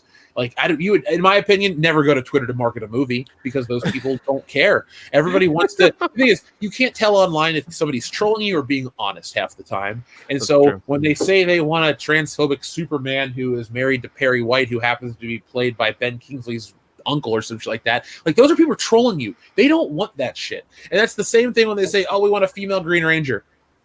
It's Tommy. Nobody wants anybody to replace the Green Ranger. So this Twitter, the sphere of Twitter that Warner Brothers and Hollywood has in general, it's so crippling, but it's so damning to us, because I guarantee you there would be no disclaimers on Gone with the Wind. They would not be censoring stuff across the board if they weren't worried about people on the internet bitching on Twitter and being offended. Because we've made it so easy for people to be shits in this world. Before, you had to write a letter and take time and do work and buy a stamp and send it. Now you can go take a shit and rail on somebody for 140 characters and then add a couple more tweets to that too. It's like, society's made it easier to be an asshole, and Warner Brothers has kowtowed to the assholes. So whatever happens to them, whatever backlash Warner Brothers receives, I have very little sympathy for them. I'm a lot of sympathy. No sympathy. Listen, I can definitely relate with that, and that's I don't want it to come off as if Warner Brothers is somehow a victim in all this too, but Either way, man, they're definitely in a corner that they put themselves in for sure. That even though it's a tough decision to make, they're the ones that painted themselves into this fucking corner. Now they got to fucking deal with it, and either way, they're gonna have to fucking pay for this. It's gonna be weird being Warner Brothers. I mean, because especially with DC being so delicate right now, and here you are now with a delicate property, and you're sitting in the corner of a fucking domestic violence abuser. Yeah, well, they got right now. DC's got the Snyder Cut, and that's about it. So, well, I mean, do people even still care about the Snyder Cut now because it's been so long and so many things have happened since then? It's kind of like, do we care anymore? I think people care, Not really. but I think the Snyder Cut's becoming one of the most interesting projects ever, and not in a good way, because I think what's happening is you have your initial hype, you have your talk of it for years. This isn't just something that happened, overnight. People have been talking about the Snyder Cut for years because of his exit from the film. So you finally get the news of it, and it's it's going to be a 4-part series on HBO Max. That sounds fun. That sounds cool. Then it's this. Then it's we're going to get an additional $30 million to finish the CGI. Okay, cool. Now we're bringing back the cast to shoot. Now we're bringing back Jared Leto, who sucked. Like, all of these things are being added to this thing that's supposed to just fix a film. It's almost like we're getting another Justice League film. We're getting another foray into Zack Snyder's universe. He's getting more money for something that didn't really work the first time. So I'm also questioning how you package this in a financially viable way. Because HBO Max, I get it. You want people to subscribe to your streaming service. But the more expensive your movie gets, we learned that Mulan and Disney Plus that has, 1 trillion people subscribed every day. A movie like that could not necessitate itself, or the streaming model couldn't support that. So while I think a lot of people are interested in the Snyder Cut, I think it has a very bleak future, because I think Warner Brothers, again, listened to the Twitter of people being excited, but never realized or didn't take a look at the greater scale of things. Now, at the end of the day, do I want the Snyder Cut? I will watch it. I'll support it. I'm happy it exists, because I hope it opens the door for, yes, the Schumacher cut of Batman Forever. I do want to see that movie. And I'd like to see alternate cuts of other films. But I don't think DC is safe from that. I think they're on the edge more so than we realize, because we got The Rock producing Black Adam, and people are, excited about it in quotations, but I don't think Black Adam's going to be that big of a hit. It's a spinoff of Shazam. So many people don't know. Look, at The Rock is cool, is a great actor about, certain types of roles, but he's just this generic action star that I don't think appeals to comic fans as much as Hollywood would like to think. It's people, the sci-fi and the comic and the certain type of actors aren't those, Batista's the closest thing you'd get. He doesn't have the aura that The Rock would have. I don't think too big of a star can actually fit in an established comic book role anymore, because people go, what about Robert Downey Jr.? That's his comeback role. Chris Hemsworth, that's a star-making role. Chris Evans, that really brought him to the table. There are so many people, like really Scarlett Johansson's, I guess, the only person that was doing her thing, as she was cast in that first wave of Avengers. It's not only until you get to phase 2 and 3 when you get big stars like Paul Rudd and Kurt Russell, who, already established, but still only play minor parts in the MCU. So the weird roundabout way of getting that, I think Black Adam's just going to be a whimper of a movie. It'll look cool, but I don't think it'll be successful. Yeah, like I said, that's another example of DC Warner Brothers putting themselves into a corner. Again, the hype behind it now is gotten out of control, and now the bar is so high. There's no way that a fucking essentially re-release movie is going to fucking do that well. So I think that part is inevitable.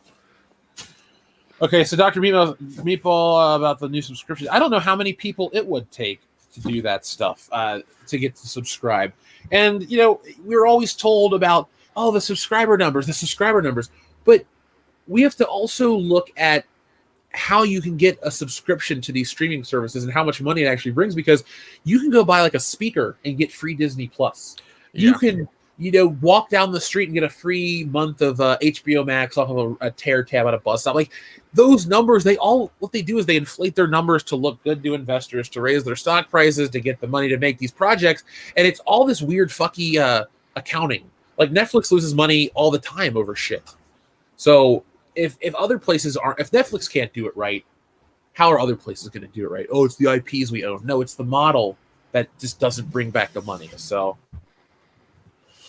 Because I mean, even Netflix spent $20 billion in 2018 for content, and I mean, we learned a couple weeks ago that people have canceled their services in droves and don't want to deal with them anymore. So, yeah, the movie that we will not talk about publicly really, really killed them this year. Yeah, they backed the wrong horse, and people spoke with their wallets and won't have it. So that's what it is. I mean, that was something that really triggered a lot of people, and so Netflix will pay the price for that. And what I mean by pay the price is move it on to us, because I just got a thing that Netflix is going up, so I might have to make Netflix go bye-bye. Shocking. Yeah, I'm thinking about that too. That's funny. A friend of mine got an email because he doesn't have Netflix anymore. He got an email saying, come back for $8.99 a month now." So they're trying to get people back at lower prices and stuff. So it's weird. It's weird. They're pulling the old satellite radio. Offer you lower price to try to get you to stick with it. Yep. Were we getting we got free XM satellite radio, right? Didn't we just 3 months for that the car service? Yeah, we just got a free month of it, Kendall. So to go into your joke, 3 months. Yeah, free 3 months. So just for your car service, like Disney Plus. Hey, you took a shit today. Here's a free year of Disney Plus. Good job. Yeah. Yeah, and when you go to call to cancel it so you don't get billed, they'll be like, "Oh, well, hang on a second. Let me see what I can do." And you'll be stuck on the phone for like 20 minutes telling them no when they keep trying to offer you better and better deals. It's like, look, either give it to me for $5 a month or don't give it to me. Yeah. Well, sir, we'll give it to you for $5 a month. So we're going to talk about the Mandalorian and Gina Carano stuff in a minute, because it's always a powder keg of bullshit. But let's read some super chats. TLJ Screwjob says, "Time life. I think Nick needs a life alert." Yeah, he's fallen and he can't get up. Yeah, this was read out of order. Ninja Lawyer Steve, I love this one. He says, "I like the cut of your collective jib. Want to come work at the production company that only exists in my fantasies?" Yeah. How much does it pay? Yeah. If it's his fantasy, it better pay $1 billion each. We'll be there. Yeah. Adam Wofford, thank you very much. He says, "Hey, I had fun last night with Dion." Not that way. Yeah, just two bros broing it up, bro. Yeah, you were warring Back up to the on fantasies. Hey, I mean, not that I would judge. I am the object of many people's fantasy. It just comes with the territory. Yes, I know. Look, you have calendars that you sell to nursing homes and old ladies and shit. Like, everybody loves, And they buy them. They do. That Dude, shit Black counts. Beauty is the #1 selling calendar in mid-Michigan. And that was just 2012. I was getting back in shape, and all that. So that's my bestseller. That's what we need. The my black ass calendar, and every month right. is the weird movie poster that we made up. Yeah, yep. That's My all we need. online posters, I call them the Dark Knight Collection. Oh my god! Dude, just listen. Let's market this. Seriously. You should be Jet Magazine or Ebony Magazine man of the month. Ebony and Jet. Yeah, there you go. Wait, hold on. Jet's different. Yeah. So Van Slatery, thank you very much. He says, "Hot take time. Bungie's Halo has a better soundtrack than all of Star Wars." That's interesting. That quoted by the uninitiated. Because we're gonna might have to jump him out. I almost. Wait, something's happening. Do I smell toast? Easy. I'm going to go with different strokes for different folks, but better is subjective. Now, iconic, no. Star Wars wins hands down. But I think since you phrase it with better soundtrack, I mean, that's just stating a personal opinion. So technically, you can't be called out. That's like saying my absolute favorite, food is pineapple pizza. No, it isn't, Jeff. You don't like it better than you like pepperoni pizza. See, you can't say that because it's just an opinion, not a fact-based statement. So I'll give you that. But to give you my opinion on the statement, Van Slatery, is Star Wars is the greatest movie soundtrack of all time, and probably the greatest soundtrack just across the board. It's just fantastic music. I don't even think you have to put it in the category of great soundtrack. You can just, John Williams just created great music, hands down. Wonderful, legendary, timeless pieces of music. And I think that's really what makes Star Wars stand out as a forever type of movie. Because if you would have done Star Wars with a very contemporary 1970s either disco or of its era weird early synth soundtrack, yeah, you would have made money. You've been popular. Star Wars the disco soundtrack. Have you heard the disco version of the Star Wars theme? Oh, yeah. Is there? Wait, hold on. There really is. Yeah, it came out back then. It's fucking terrible. It is. Because Terrible. the only thing. Oh yeah. Because like a disco soundtrack reminds me of Friday the 13th Part 3 with the beginning of it. Like that is a disco soundtrack right there. Yeah. It's bad, but it exists. Hold on, let me Dion, I guarantee you've seen this before, but I know you love this album cover. Just look at the lady's face, Dion. That's all you'll pay attention to. Because this dude's like, well, just look at it. But yes, there is Disco Star Wars. It's better than Disco Duck. Mm-hmm. Everything was. And folks, if you've never heard the Disco Star Wars theme, after the stream tonight, obviously join me over on Mindless Entertainment with Jesse for Thirsty Thursday because it's going to be sloppy fun. But here you go, Dion. Look at that. Buddy. Yeah, buddy. Oh my god. Anyway, that's the 100%. Oh god, I need a shirt of that. Does anyone actually do a need a reenactment? Oh, there you go. There you go. Reenactment of that. Wait, is this where they got the idea for Pluto Nash? It looks like that. It looks almost like that. Yeah. He is wearing purple. Yes, he is. Oh, what a terrible, terrible movie Pluto Nash was. But Van Slater, thank you very much for your super chat. Scott's DO2 says, The Sound of My Black Ass, starring Dion Green and Lena Dunham. Classic songs like How to Solve a Problem Like Lena, So Long, Farewell Star Wars, and 16 going on 17 times, Watch Dark Fate. That's a winner. That's a damn winner. That's a good one. That's a good Oh, one. That's a Scott good one. DO2, The winner is you, sir. There we go. Let me take a picture of that one. Holy shit, that's good. Dion, 16 going on 17 times, Watch Dark Fate. I mean that's just today. Intro. Just today. It's just today? Because Nah, it's man. funny. Somebody would be like, you can't watch Terminator Dark Fate 17 times in one day. It's not enough hours. And it's like, dude, Dion has it on 12 TVs at once, okay? Right. You don't know his got life. Listen, don't think that for 1 second because Johnny Depp lost his libel suit, I'm gonna let you motherfuckers get away with this shit. All right? Now those protections don't go to you, goddammit, 17 goddamn times. Like, listen, I already saw it the one goddamn time on the goddamn drunk show watching that piece of shit movie, and I'm still pissed about it. I can promise you, I ain't watching fucking Linda Hamilton degrade herself in that goddamn movie more than twice. Family. I swear this motherfucker must live on Dion. a street. We hear it every day twice. Yep. The guy has to live on a street, so Dion's all talk, folks. Keep the Dark Fate jokes coming. yeah. Oh, I know what's it? It was they say in Hamlet, the lady doth protest too much. That's what I'm hearing from Dion. Doth The Mother lady Nature doth protest. protest. Do you hear me protesting too much, or is it every goddamn Dark Fate? It's clearly Hold the on, Dark Dion, Fate I'm jokes throwing more you than on me. Camera, real quick. Look at that right there. All right. Fuck you. Fuck you. Fuck that phone. And, Fuck that phone. It might end up being a pretty good tattoo, but fuck that phone. Fuck that movie. Fuck that poster. Fuck Tim Miller, and especially, fuck you, James Cameron. Ooh. Yeah, I said it.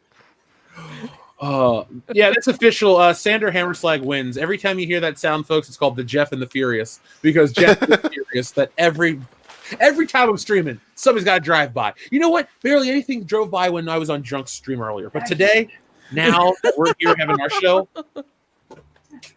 Anyway, moving on, though. Our friend Scribby Steak, thank you very much. He says, Sup, bullshitters? I would totally be down to see Kendo go through Zelda games. Speaking on, New Hyrule Warriors comes out next week. Can't wait for that. Wonder who'd be willing to try and play Pikmin drunk. Ooh. I would vote for Dion on that one. That I was just sitting here. I was like, that Yeah, I've sounds never like that'd played be a Pikmin. fucking blast.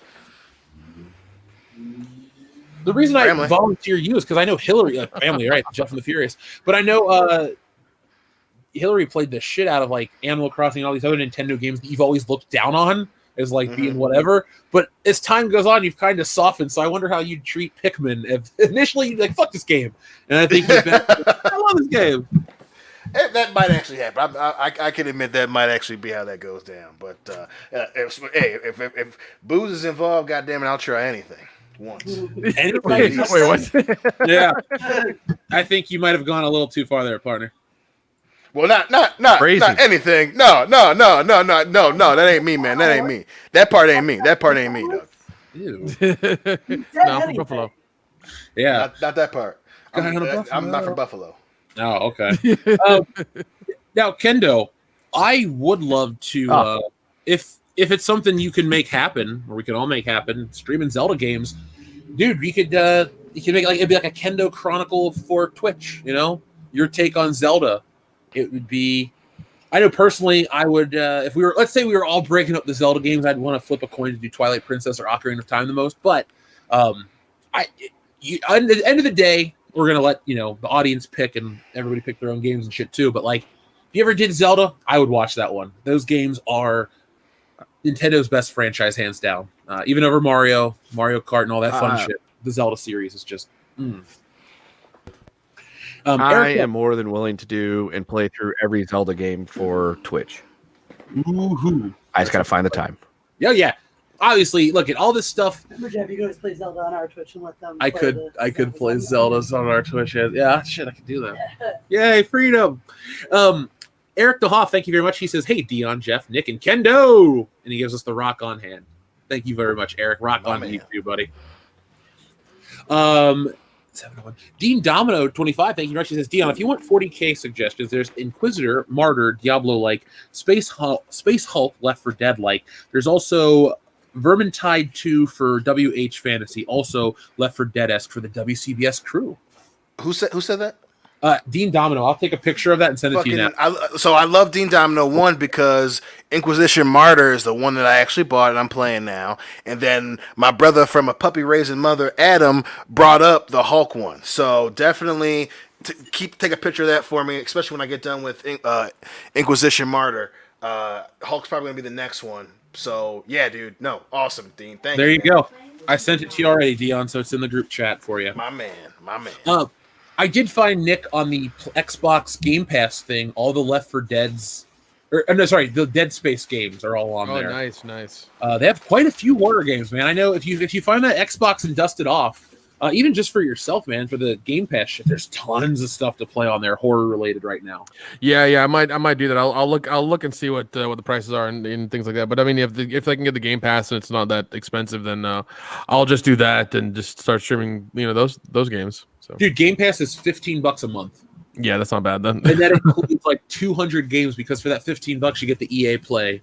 So even though I personally don't want to play all the EA garbage games, it's cool that they're there. Yeah, that sounds good. Then I might do that. So let's see. Oh yeah. So folks, we're gonna take a second. It's 2 minutes until the clock. Lightning struck the clock in Back to the Future because. Oh really? Yes, it's November 12th. So let's take a moment and put that up for the audience. Favorite Back to the Future moment, guys, before Marty goes back and we never hear from him again. Dance under the sea, baby. Can anybody Win. name the can anybody name the team the football team from that high school? Oh fuck. Were they something goofy? It was like the Hidden Valley. The Hill Valley. They're not ranch. Hidden Valley. That's the ranch, right? I'm hungry, goddammit. Yeah, I want to say I found out it was the Bulldogs. I want to say I found out it was the Bulldogs. Oh, see, I thought it was some sea animal because of the dance. That makes sense. Like the seahorses or some shit. The enchantment horses. Really? You went seahorses, Dion? There's still horses, right? No, it's different. It's different. Yeah, it's family. There we go. It's 10:04 p.m. Boom. Lightning struck the clock tower, folks. Marty made it safe. All is saved. Great Scott. Nice. I just want to bring up the fact that he sprinted all the way from City Hall to the fucking mall. He's a goddamn champ. Well, and also the time he did it in was kind of questionable. I'm just like, how fast did you run? Yeah, it just fucking Marty in a dead sprint for fucking 3 miles. Like, goddamn, dude. That mall must be seriously. How do you know he wasn't a runner? Jesse, clearly he wasn't because he got there too late. Hey, since we're on the topic of time, did you realize tomorrow's Friday the 13th? Yeah. Yes. Yeah. I didn't realize that. Yep. Nick, are you yeah. gonna pop one of those new Blu-rays in from that nice box set you got? Yeah, I am. Actually, I'm going to be on Raiders of the Lost Flicks channel. We are going to watch Friday the 13th Part 6 Oh, that's a great one. Ooh, and that's do a good commentary one, for that. yeah. I'm gonna get real fucking drunk and enjoy that movie. So My yeah, man, Nick. be on the lookout for that. Go to that channel, subscribe. Yeah, we're doing it at like 8:30 p.m. tomorrow. So yeah, Eastern Standard Time. Live? You guys doing live? Yes, we are doing live. Fuck it, we'll do it live. Yeah.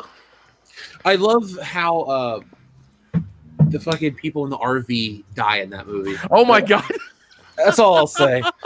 Folks, if you haven't watched Friday the 13th Part 6, get yourselves a copy. Watch it with Nick and the guys from Raiders of the Lost Flicks. It's a rock and roll Friday the 13th flick. The beginning of it, the way he comes back is like is the best part of that. Oh, the It Bond is stuff. so over the top. It's Oh, it is. great. Oh, it is. It Oh, is so great. Well, and that one Is that deputy the one with Chip Travolta, or is that the one where they Horseshack. he gets hit by a lightning bolt and then he kills Horseshack? That's the one. That's that one. That's that one. Yeah. Chip Travolta is Part 5. Ah, okay. Yeah, I gotcha. Yeah, but yeah, there's one of the crazy deputy with the giant laser on his gun, and like he's like wherever the dot goes, you bang. Like that's a saying the whole time in the movie. It's so weird. The sheriff's daughter is like really hot. Like she shouldn't be there at all, but she's just like she's always and she wants to bang the murderer guy who's like they think like is killing all these people, and she just like gets more turned on as he just kills more and more people. The body count goes up. It's really weird. I don't know what's going on with her. That's yes, Dr. Coffin Nails. It is the one where he kills Horseshack. What an odd casting choice. So I think it'd be a great concept, and folks in the chat, you can play along with us tonight. Paramount Pictures is hurting for money. Why don't since they own the Friday the 13th franchise, why don't they make an annual Friday the 13th movie where Jason hunts down and kills the most insufferable celebrities every year? How much fun would that be to watch? Kanye West have his head cut off and shoved up Kim Kardashian's ass. Obviously, all effects work. We don't want to hurt anybody, but I think those movies would make a couple $100 million each year because they'd be fun. It's like, what did we hate about this year? Let's lampoon it with Jason killing it. Fun That would be great, and I mean, as long as they continue the story and they don't do any more fucking remakes, I'd be okay with that because that's all Jason needs. Like, we'll just do one. Do one kind of Blumhouse priced horror movie, like $5-10 million a year. I mean, for the movie, and just put it out once a year and just be done with it. It's okay. Just keep it going like that. It'll be all right. That'd be pretty funny. I mean, obviously, I'd be worried about that dating the movie, but it'd be a Jason thing, so I'd be down with it. The only for some reason though, you bring that up reminds me of. Was it Spawn of Chucky or whatever when he runs Britney Spears off the road? Oh god, like yeah. That's just what that reminds me of, and that can either go really well or really poorly. And I would roll the dice on it, say fuck it, just give it a shot, just do it. Oh yeah, definitely, man. And I think give it a couple times, see how it goes, see what people think about it, and see what happens. But no, I think the thing to say that would save everything right now is Ash versus Freddy versus Jason. Like that would save everything right now. Oh yeah, dude. Oh, that'd be so fun. Yeah. So let's bring it back into the show now. So did you guys hear the news about Star Wars this week? I know there's always some kind of crazy Star Wars news, but there's a couple things that I wanted to address. Now, Dion, one of them is going to be slight spoilers a little later on, but knowing you're not going to give a shit. So I just wanted to tell the audience and you as well. But let's talk a little bit about the news that had dropped about the prequel trilogy stuff the sequel trilogy stuff from George Lucas. So actually, let me pull up the original article I had from that. But one of the first pieces of news, folks, was the fact that Darth Maul was going to come back and be the big bad guy. This crime syndicate was supposed to return and face Luke Skywalker in this new republic. So based on that piece of information, how does that concept sound to you guys? Better than what we got. I mean, do you really need to bring Darth Maul back? I mean, that he's a really good character, and that was fine. But I mean, it's like we saw him get cut in half and go down that tube or whatever. Like, The chef. Well, he's officially chef. back. They brought him back for Clone Wars and Rebels and shit. You know, where he finally gets done in by Obi-Wan on Tatooine. But yeah, man, I mean, he's been back multiple times. I think they that shoehorned worked him so into well. Solo. That's Oh yeah, they true. did. I Jesus forgot about that Christ. movie. Yeah, Turn on his lightsaber just to make it glow for the dragon woman. Thank you. That was so stupid. Oh, we're on a call. Let me turn. That's the equivalent of pulling out your gun when you're on the phone, and just shooting it off randomly. No. Like, just so you know, I'm Darth Maul. Here's my lightsaber. He lost his glasses and he needed a light, so he turned it on his lightsaber. Okay, that's what happened. He didn't know where they were and he was worried. Okay. He's a DA. Right. He's more of Dad Maul at that point. Dad Maul. So here was some of the stuff. This comes from IndieWire. This was the big story this week. Now, this news came out because they, Lucasfilm, are publishing a book that's giving insight to the inner workings of what George Lucas's sequel trilogy is going to be. There's some news that's coming out. It's all to promote this book. But luckily, we can talk about the news. We don't have to give Disney a dime to buy their book. So this is pretty reputable. This isn't, we got this covered or some made-up bullshit article. This is legit. So this is the first piece of Star Wars news about the prequels, the sequels. Why do I keep making that mistake? But this is the first piece of George Lucas's sequel news that's legit. So George Lucas provided new details about his original plans for the Star Wars sequel trilogy in Taschen's upcoming book, The Star Wars Archives 1999 through 2005, via Polygon. Perhaps the biggest revelation is that Lucas intended to resurrect Darth Maul and turn him into the main antagonist of the trilogy.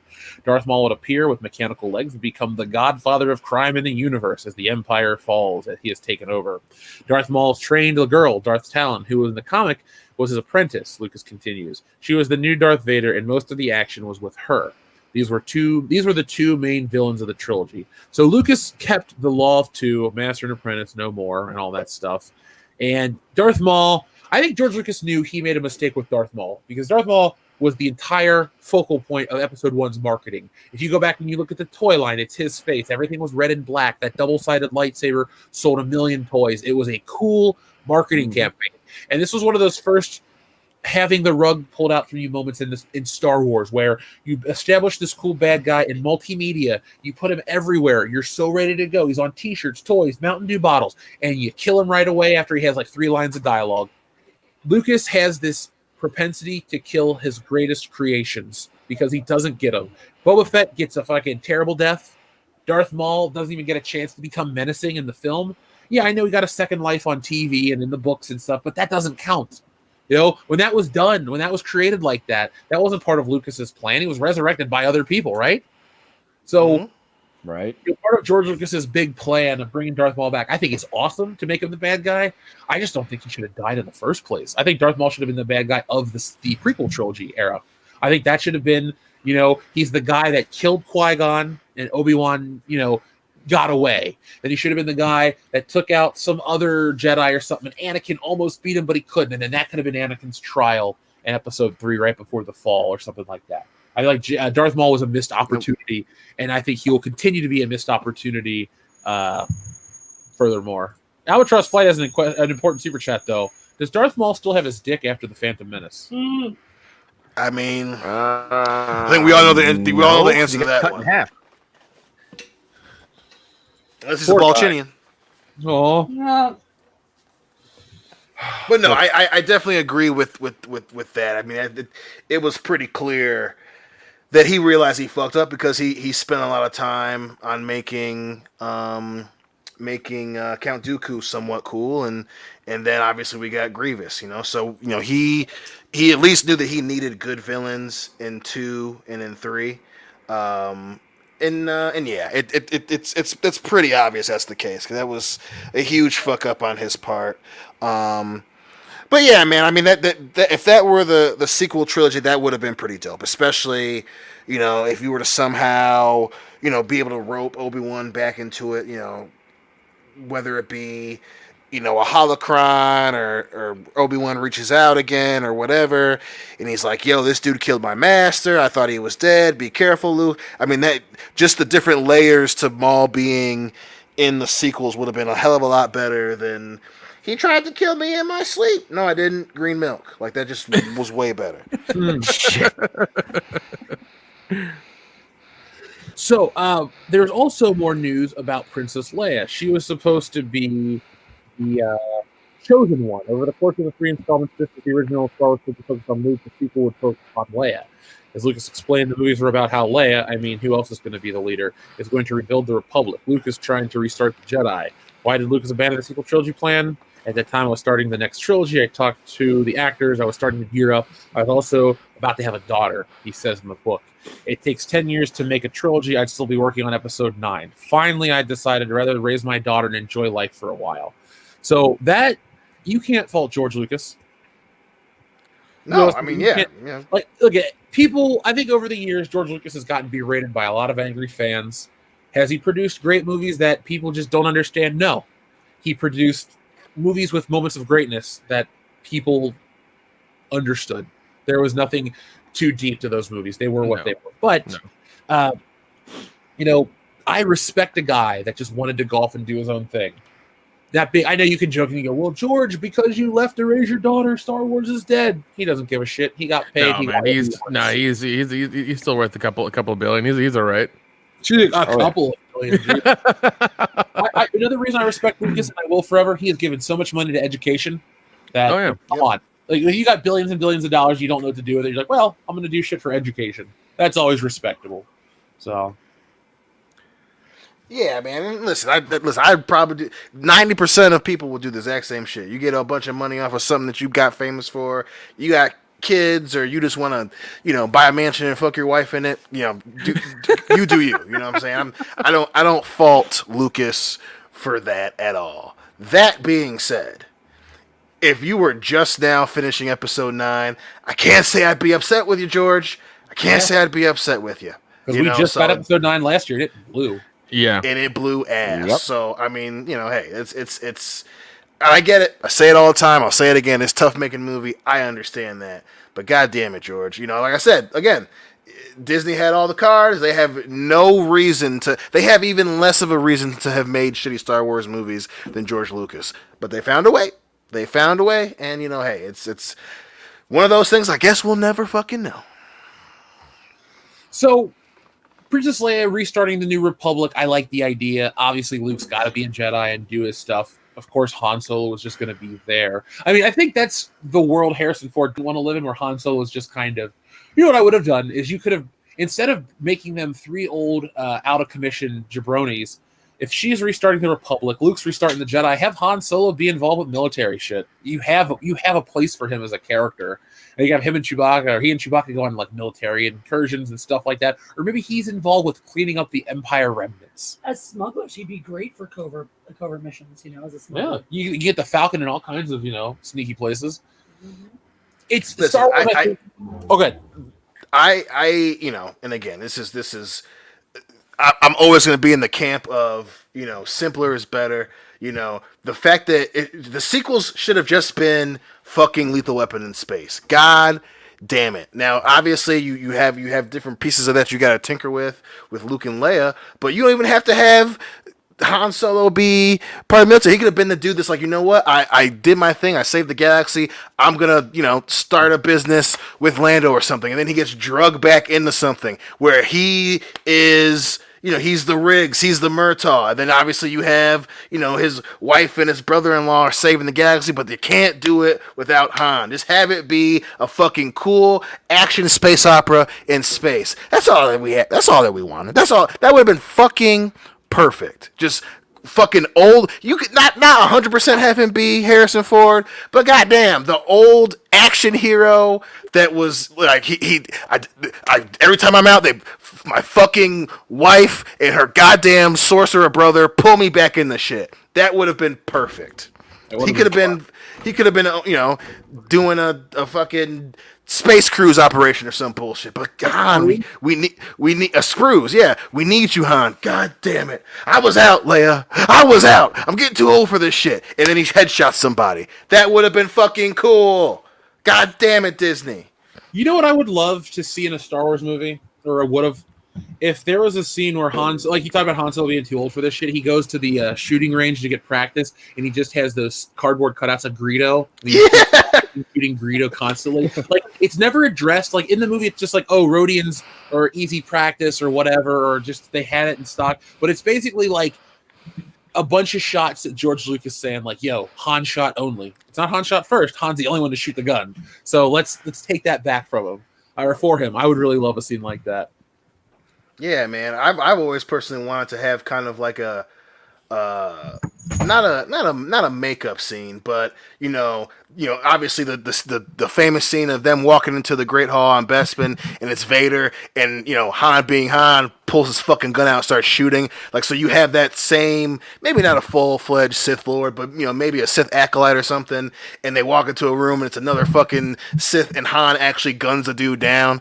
I've always wanted that so bad because he was dealing with fucking Lord Vader. He was the only one that tried something and he failed. But goddamn, I wanted to have that W back for Han where he just guns a motherfucker down and he says something cool like that happened to me once before and I didn't get the job or something like that where he would be like, yeah, this time I didn't miss or something. That would have been fucking cool as shit.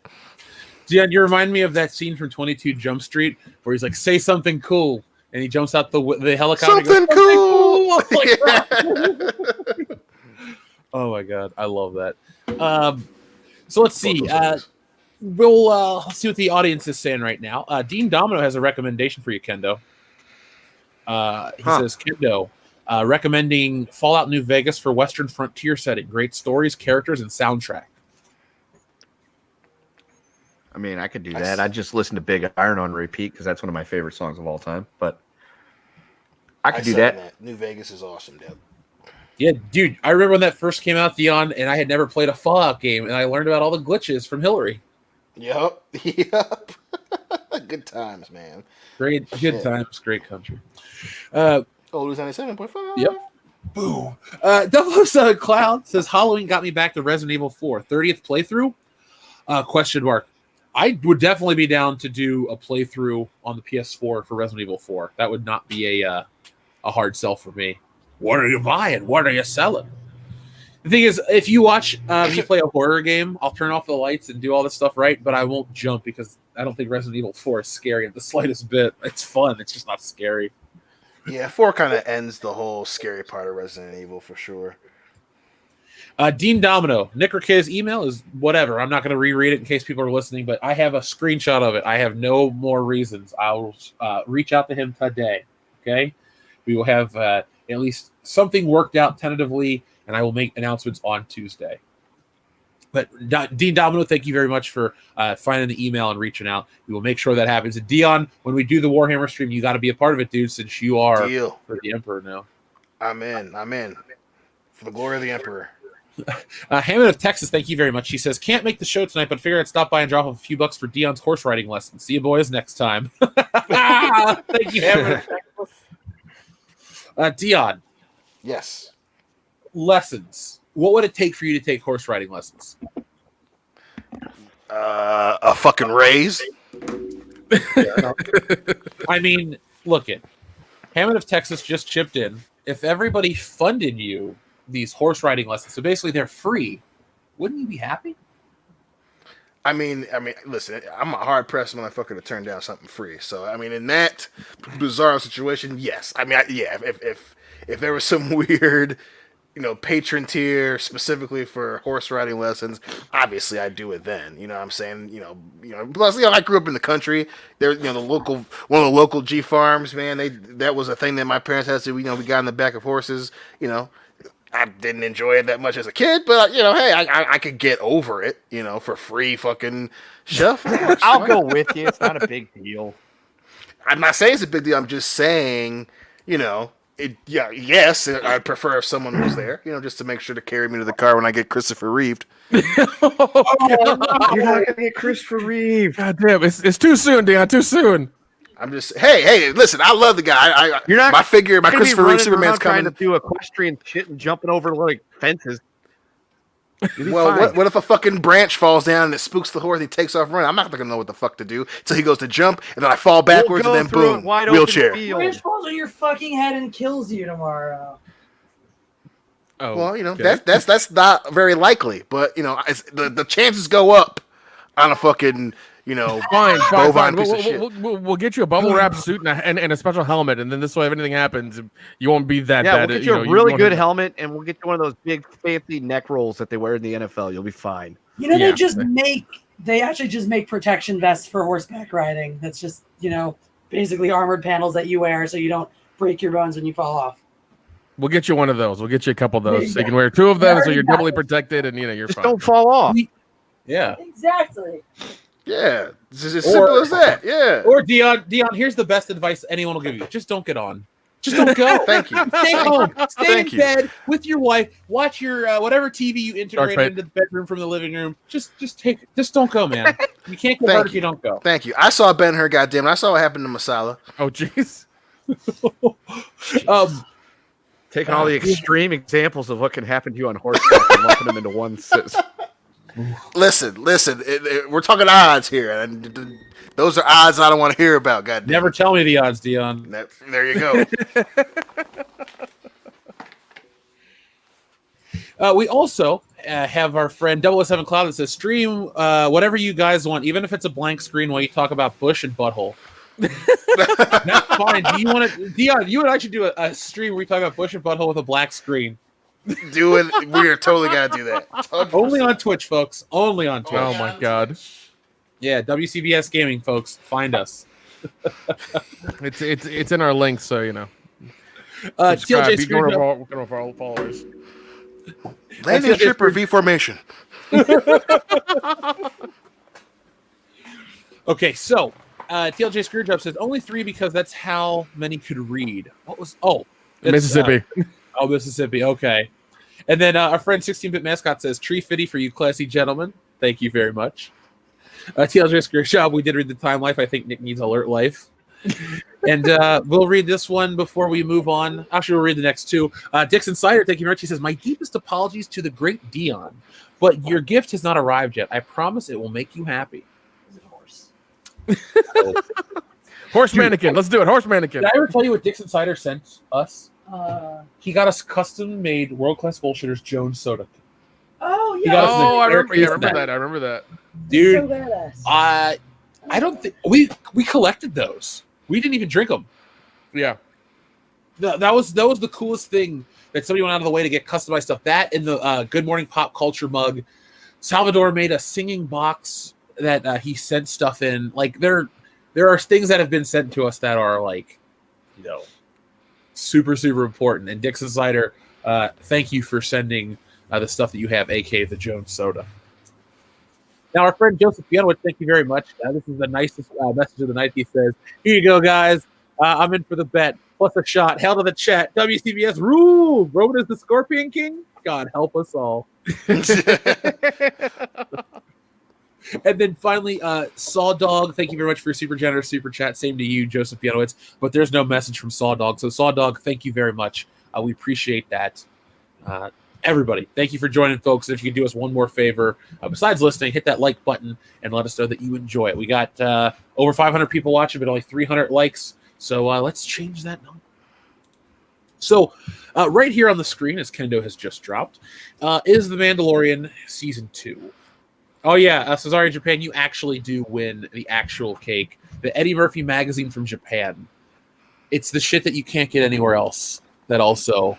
I love that one. You've heard me talk about that, Jesse. Oh, yeah. And the laser discs, the Beverly Hills Cop Japanese laser discs. Even part 3. But so this week's Mandalorian episode brought my greatest fears to life, Dion. Oh shit! What happened?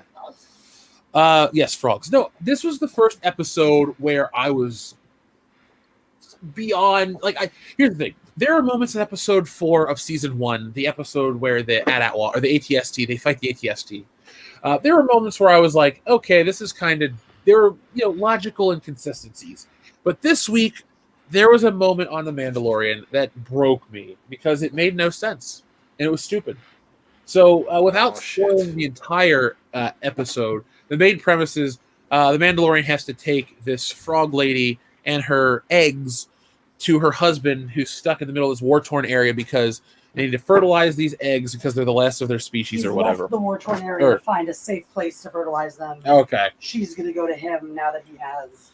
So yeah. So that's the whole point of the episode, Dion. But there's this running gag where Baby Yoda keeps eating this lady's eggs. The Mandalorian is hired to save this species, and the baby keeps eating the eggs. And it's not like, here's the thing. He does it once, he gets chastised. He does it again, he gets chastised. The mother doesn't do anything about it. She sees the lack of eggs and doesn't go, where are my children? She just doesn't say anything. It's so dumb. She cares, but not that much. No, like I could understand maybe one that she didn't notice until she got off the ship. But he kept eating them. Yeah, it was so dumb. He was eating them like they're pickled eggs. Like it was kind of hilarious. Why did the Mandalorian put it away? Also, this was like an advanced tank to like keep the eggs at a certain temperature and protected and shit. Why did it have a childproof latch? Yeah. Well, it was probably childproof for like frog children, but not like not little Yodas. Oh, those baby Yodas, they're wascally. They're a wascally bunch. I still feel like there were probably places on the ship that he could have put it where Baby Yoda wouldn't have. Like the bathroom and close the door? Yeah, or like he brought up the bridge in the first place. Like, yeah, I don't know. She could have kept it on. Like, well, even then, the frog lady was like really adamant about the eggs, but then like he puts them below deck, even though she's really wants them, make sure they're safe. Like, why don't you just keep them on you or near you or like beside you? Exactly. Because I mean, if they're that important, then take care of them. Clearly, you don't care about them that much. Yeah, clearly don't care about them that much. So I mean, I guess one or two will do. You only need one or two to keep the species going or whatever. So I don't know. Well, the reason I bring this to people's attention is this is the first time where the Mandalorian had a moment where I couldn't piece anything together. It just made absolutely zero sense, and it almost took away some of that. It took away a lot of the goodwill for me, but it also took away a little bit of that trust I had. Last week I was very optimistic about The Mandalorian. I thought, oh man, it's going to be great. This first episode had a lot of action. It looked wonderful. I can't wait to watch it. And now, while I'm not turned off from the show completely, I went, this definitely comes from Disney, because this was an overindulging episode where Baby Yoda is such a great joke for them. It's such a great marketing ploy that they sacrificed the episode's integrity for the character. And I hate to say it, but for all the people that have been very cautious about the character becoming whatever, we are moving towards that point. This episode is not the we've arrived, the show's dead or garbage. We're moving towards the reality that people have feared, and I'm not happy with that. So, yeah. Watching it as well. I mean, after you made the tweet about it, I was cautious as well watching it. I was like, man, this is not. Doesn't make a lot of sense. And everything they were showing as well was weird with the planet and just the things they were doing and all the stuff that was going on. I was like, what is happening right now? What are they doing? It just didn't. I don't know. It just didn't make sense, and it wasn't really good.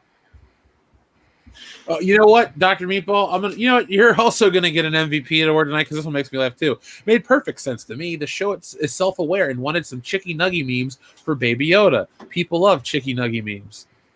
Yeah, no, that's exactly what this was. It was to get those screenshots and get those memes going. That's what it was. Gotta love the chalky milk and chicky nuggets. So, oh god. Yeah, but I don't want to spend the whole show like railing on the Mandalorian. I'm not here to rain on people's parade if you like the show. Up until last week, I still was on that train, but I'm walking towards the exit. If there's a stop, I might get off. Tonight's episode's really going to determine how I feel about The Mandalorian as a series, because it really does start off strong, but it also makes me question, do I like this show, or is this show truly great?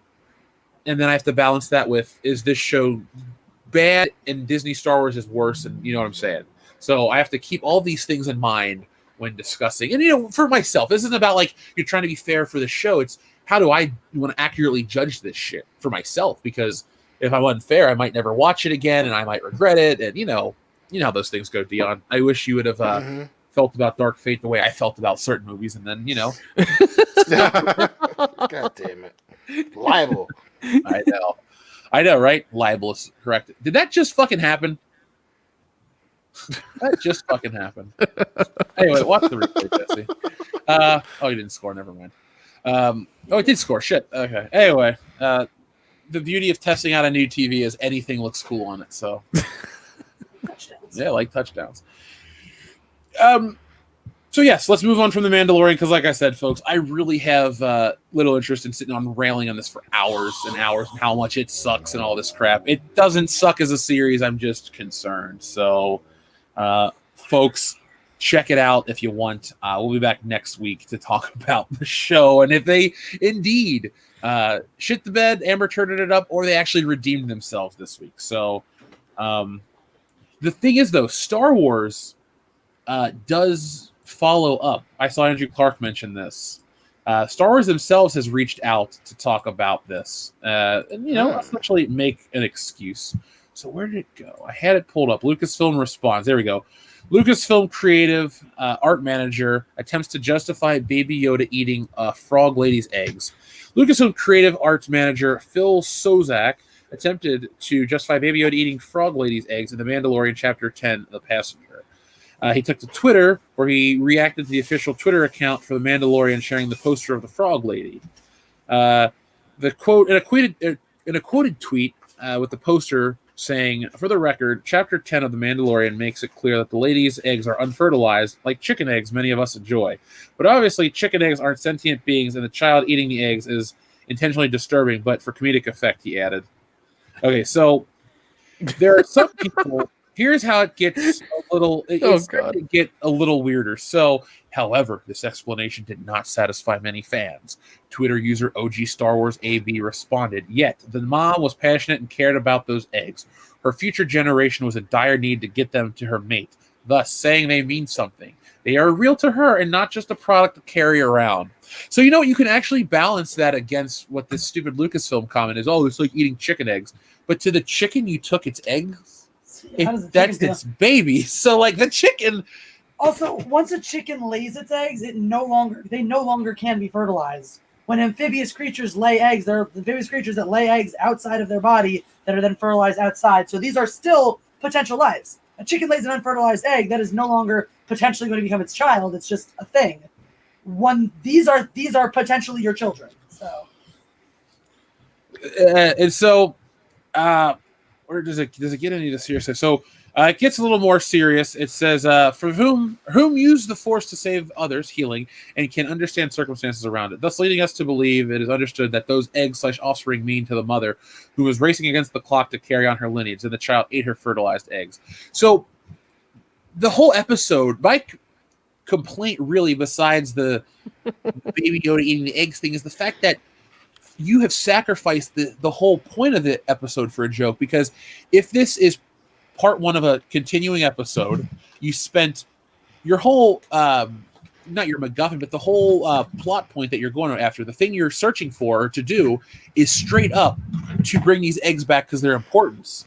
But we negated that. It's like starting The Last Jedi with the your mama joke. You killed any of the, oh, we're going to war. We're going to have to drop bombs. My sister died. It's getting serious. Oh, your mama. Like, I'd say the eggs are the MacGuffin in this. And it's like, in another movie, like the Maltese Falcon, would you just fucking eat like a piece of the Maltese Falcon or some shit? Well, it's a statue. If it was made of chocolate, then yes. Yeah. You carve off a piece of the Maltese statue, like sprinkle it in your food, some bullshit like that. It's like, what's his name on Servant, putting the placenta in the... yeah. She pancake it down. It is that thing. It is that, precious driving impetus of the story. And they lampoon it. Don't create something and tell us how important it is, and then treat it like it's trivial later. Yeah, you're undercutting your own work. And I think a lot of people's problem is they say, like, why would you take a beloved character and have them do something intentionally disturbing? Did the Baby Yoda love just die last week with that one moment? Apparently. All some people are like, he didn't know. They're like defending Baby Yoda, like he didn't know, he's innocent. Other people are like, hardcore, Baby Yoda's a monster. Yeah, straight up. That's what Ronan Blade literally said. When a kid pulls a dog's tail and it yelps, is the child a monster? Oh god! All at once, the vegan voices in the world screamed out. and And read. we're suddenly silenced. And we're suddenly silenced because it's a We're still fucking talking about TV a fictional show. show, right? Yes. Yeah, I was gonna say this. It's still a fictional, a work of fiction, fictional characters. Do you see what I'm saying? Yes, I do, Banky. No. Say it slower and louder. I still can't hear you. Thank you. When Oh, facts yeah, don't sorry. mean anything, what is fiction? Yeah. So, yeah, Just making sure we're still talking about a fictional show with a fictional character. It's not like, this is a documentary filmed in real time, and he was But it's real to me, destroying an bro. actual species here. It's real to me. Oh, God. So I find it interesting to see that might be that point where it's over for the character. A lot of people might be so turned off by this. They'll be And Disney did it to the themselves. shark with Baby Yoda. You should say instead of jumping the shark, we ate the show ate the egg. Because once it's the egg, you're like, I lost my love. Oh, God. Yeah, because I mean, like, once again, it's a fictional show by fictional characters. Like, get over it. I understand the whole thing about she really the eggs are important, and then they treated them like they were just like a fucking trash can. That whole thing was weird and didn't make any sense. But then to go in for Baby Yoda, like he's this Jedi creature and he should not eat them and things like that. Like get, once again, fictional character, fictional story. Like get off it. Yeah. So we also had our friend Cesare Japan. We did read his about the Amelia Clark stuff, but DM, thank you very much. She says SH did come out of AH. Vag Priv is real. # men's rights. Okay. All right. I mean, some people want to go hard in the paint. Oh man. All right, yeah. I should not have snorted comment before this show. Dude, your brain must be turned to mush by now. Ajax. Oh, God, man. Yeah. I should have done Ajax and then some Angel Dust. I think that would have been better. Well, I mean, Ajax is the best of the Warriors, so I mean, I can't judge. I don't know, dude. He went to jail. Yeah, but a lot of them died. So, like, what's his name? Tom Wolfe's character. He died. He got thrown into the fucking subway. Yeah, he did. Fox, right? That was his name. Yeah, And then he got left out of the credits. Well, he also died in the thing, so it's par for course. I met that man once. He had the most gruesome fucking death in the thing. Just saying he died in the thing is like, he kind of died there too. No. His fucking head got munched on by the fucking thing, and then he got burned alive. He has not had the greatest fucking stretch from the end of the 70s into the 80s. You dig? Well, you know what? At least he's remembered for something. A lot of those other actors, like, dude, Terry Michos, the guy that played Vermin, like he's a news anchor. Only a few of the people that were in the Warriors actually went on to like have a career. James Remar is the most famous one. Yeah, 100%. TLJ Screwjob says Pluto Nash in my black ass. Hey, I don't judge, man. Enjoy yourself. Listen, I don't know if I like that sequel. Barney the Nuclear Source Reeks says, look up a video called Pitch Wars, Freddy and Jason movies. The pitch for a Friday the 13th movie in the video was metal. I'll take a picture of your recommendation, and then I will watch it after the show. Yeah, I think I've seen that. It was a long time ago. Cesario Japan, thank you very much. He says Disney would detoxify Darth Talon or desexify Darth Talon. No safe. I can't believe I got detoxify from desexify. Thank you, Brain. I mean, I'm about to say, I was like, that doesn't sound good. Leave him toxified, damn it. Yeah, if you're sexy and toxified, that's cool with me. Let's see. TLJ Screwjob, he says, these are two from him. He says, Dion, when I was 12, I went horseback riding with my family. The guy behind me didn't stop his horse from going ahead. My horse started bucking and kicked his horse, left gash on its leg. I held on. Now, can you dig that? Sucker! That's actually what's there. That sounds like a challenge. Well, I'm just saying. 12-year-old version of that guy is happen. more hardcore than Dion. Oh, Hey, listen. And one-on-one, I kicked 12-year version of his asses. But all I'm saying is, you're telling me that it's possible then that shit like that happens. And, if I just lose a grip a little bit, I'm falling off on my head. Boom, Christopher Reeve. I shouldn't laugh, but it's funny every time. I really shouldn't laugh because I keep making that joke because you keep laughing too. So that really is your fault. America, get mad at Nick for the Christopher Reeve jokes. It is. I do love and respect that man, but you are funny as hell, Dion. I'm sorry. I'll take it. Gotta get a W somewhere. Oh my god. So, what do you guys think of the news that the Avengers game lost $48 million? That is fucking crazy, and that's a lot of money, man, dude. For a movie or video game. For a video game, that's crazy.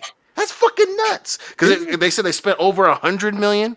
God damn, they lost. And this is just a mobile game, correct? Or is it like on a plot? Is it on like a PS4? It's console. Okay. It's console game. Yeah. Okay. But still, man, it didn't look that good from the beginning. Like the faces weren't correct and the voices weren't correct. It was just really bad. And then they fucked up the beta. Yeah, and I think from what Jeff said, you only play with Kamala Khan to begin with or whatever, and then you can. He's the main focus. Yeah, and it's like, why would you do that? It was bad. It was such a clusterfuck. Well, and then too, again, and we say it all the time now. Definitely, it's gonna look awesome on a shirt, but this is why you don't honey dick your fan base. Don't fucking do that. If you tease essentially a video game MCU, you have to fucking come through on that. Yep, and everyone got super excited with 2018 Spider-Man, rightfully so. That game was awesome. They teased the Sanctum Sanctorum and Murdoch, Nelson and Murdoch, and Avengers Tower, and the Baxter Building, and all this shit. You teased it, and then you come out with a half-baked Avengers game where but even then to get people back, you tease that it's gonna be. It's going to essentially be like, a third-person action game where you can be any of the Avengers, and then come to find out that wasn't the fucking case. So you honey-dicked your fan base 3 fucking times before you finish that fucking game. And this is what fucking happens, man. And this obsession with Miss Marvel. I don't get it. Apparently it was a different Miss Marvel, whatever, but no one wants C-Team heroes in an Avengers game. Well, you should have had 4 fucking options. 5 options. Iron Man, Captain America, Thor, Hulk, and fucking Black Widow. That's the 4 characters you should be playing. That's it. None of this bullshit about Captain Marvel. None of this bullshit about, Nova and Miles Morales are going to be in there too. We already fucking played Marvel Ultimate Alliance 3, bitch. You should have focused on the goddamn Avengers. Point blank, period. Well, this mentality that everyone in the Marvel universe is an Avenger really ruins the title of Avenger. We're getting... Yes. It's so funny how the greed is what's going to drive Marvel into the ground, because in the 90s, when the comic book bubble burst, you had the worst Avengers lineup ever. The thing is, everybody became an Avenger. It was not special. It was like the NWO at the end, when Virgil and dude, that's right on the fucking nail. Right on the nail. Well, Marvel's been guilty of this over the last, I'd say, 7 years, of pushing these characters that aren't that popular.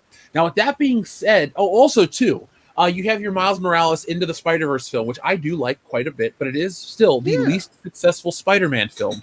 There's no debate about it. It's not a subjective opinion about my taste in the film. It's just flat out on paper that is the least successful Spider-Man film. Now, like I said, I don't think it's that bad. But I'm curious to see how this Miles Morales game for PS5 does. Because here's what's going to happen with that as well. People are going to take that number and say, let's say it sells 1 million copies, right away.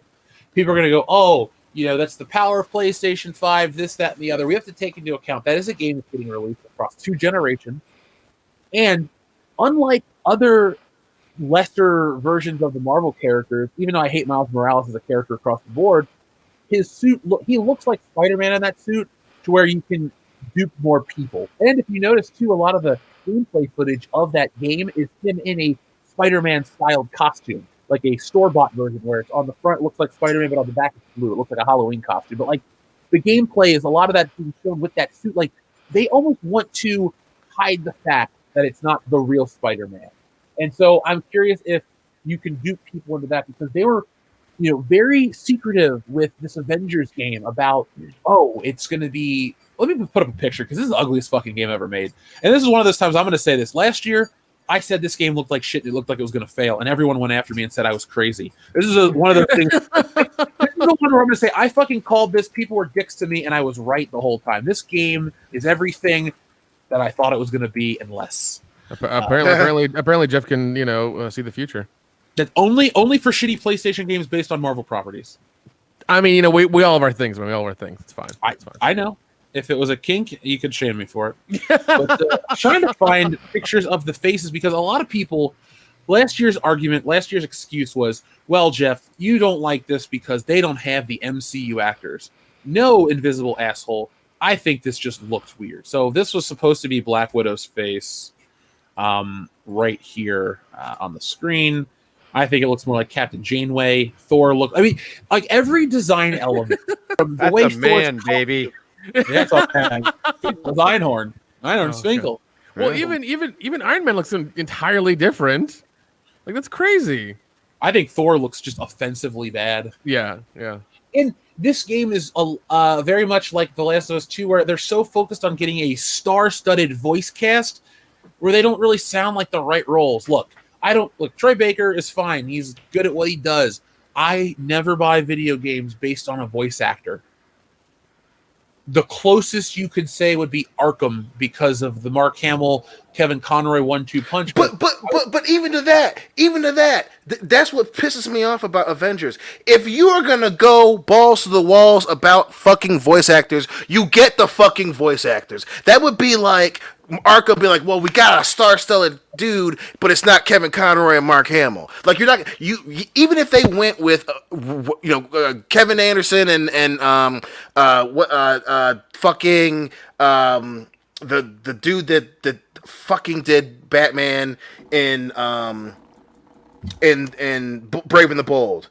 Fuck, I can't remember. But even if you got even if you went and got those guys, those aren't the voices people would have wanted. If you're gonna pretend that the voice actors matter, you fucking go and get actual the voice actors that everyone thinks. If you don't bring it up. And they specifically bank so much, well, we're gonna have a star-studded cast. If it ain't the motherfuckers from the movies, just don't say anything. Just don't say anything. No, they made such a big deal about that. Well, then you have dickheads like Kotaku who want to defend this game. Like, Kotaku exists. Actually, folks, cheap plug. Monday, I got the Kotaku video coming out. I wanted to have it out earlier, but the thing is, when I write these things, sometimes they take on a life of their own, and I wanted this to be done right. So, like the Mulan one, it took a little longer, but come back Monday for that. But on Saturday, I do have a Star Wars toy video, and I went out into the world because I've been told by people, Jeff, Star Wars is starting to clog shelves. And I go, well, it's Christmas time. Let's just be honest about this shit. But all this new Mandalorian stuff that they're trying to get out for Christmas is priced at half in some of these things. So be on the lookout for those. We'll be dropping that video Saturday morning.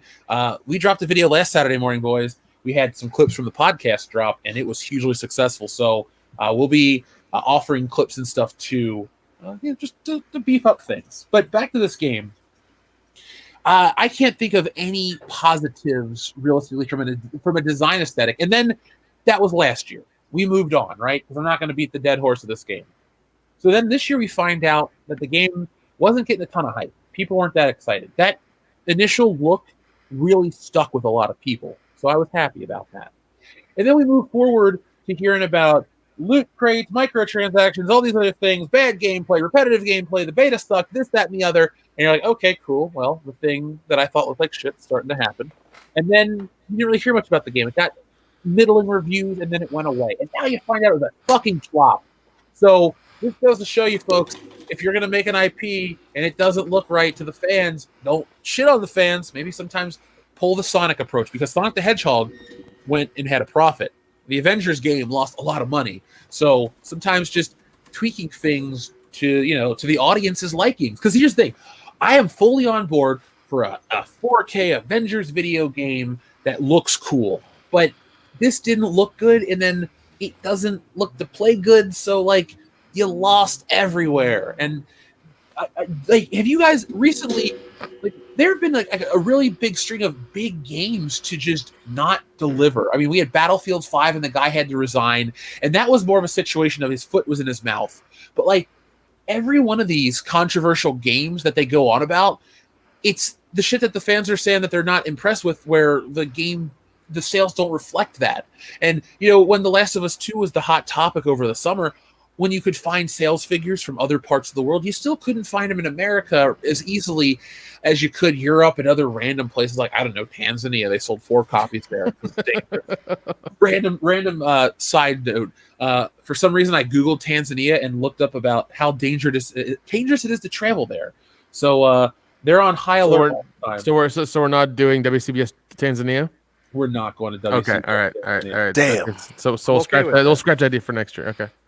Yeah. So randomly too, the weather changed. So if I sound a little congested, I am. I don't have a cold. I don't have the Rona. I just am congested as shit. So this show will not be as long tonight because it is very hard to talk right now and it hurts.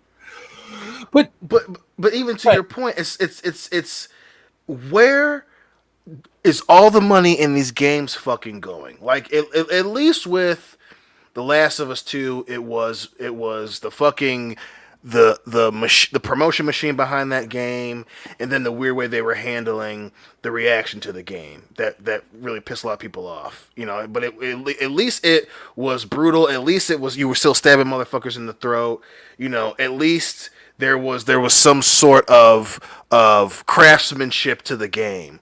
With Avengers, you know, it's pretty fucking clear they were just copying the face models for everyone, and clearly they didn't fucking adjust Black Widows, right?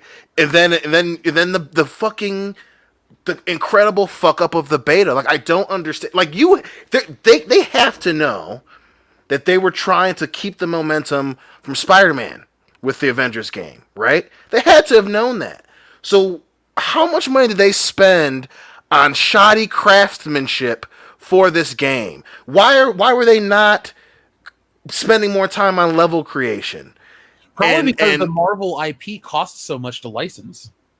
And I understand that, but even for isn't it different for video games to the film? I mean, because they weren't taking things straight from the film. It wasn't like they were getting it. Well, no, I understand that, but what I was saying is, for example, when you do a licensed game, you pay a fee to the license holder. So like 2K pays the WWE, whatever.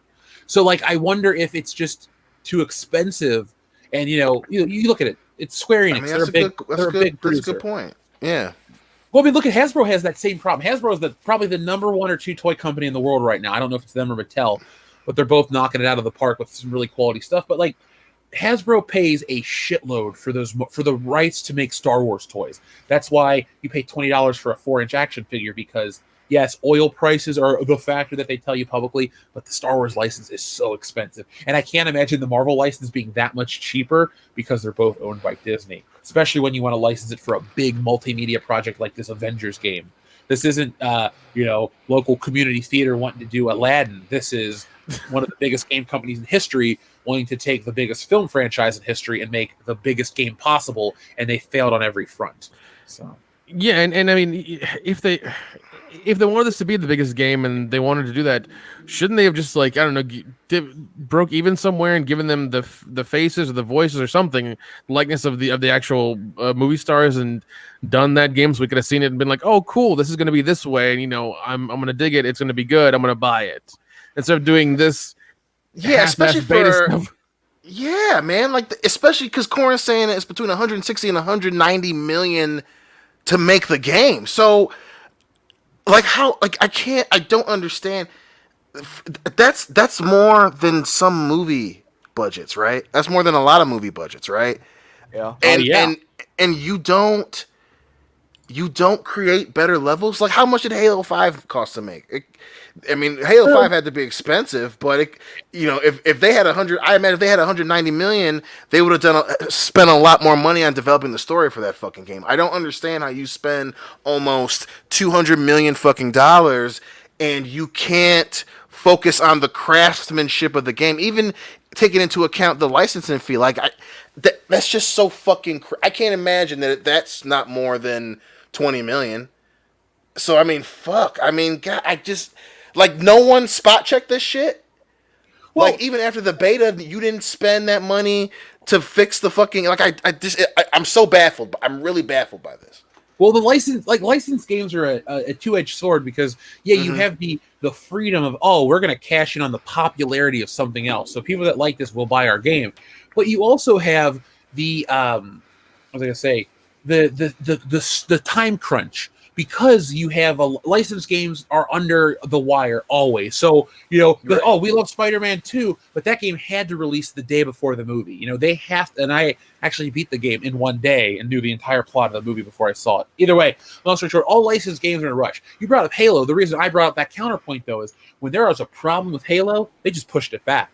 It's because Halo is a video game property first. The Avengers is something else first. It's not really a comic anymore first.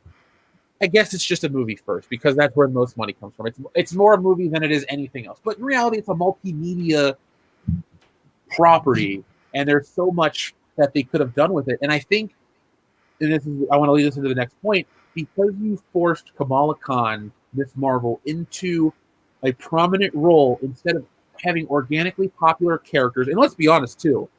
When you make an Avengers game, you limit yourself from some of the best Marvel characters.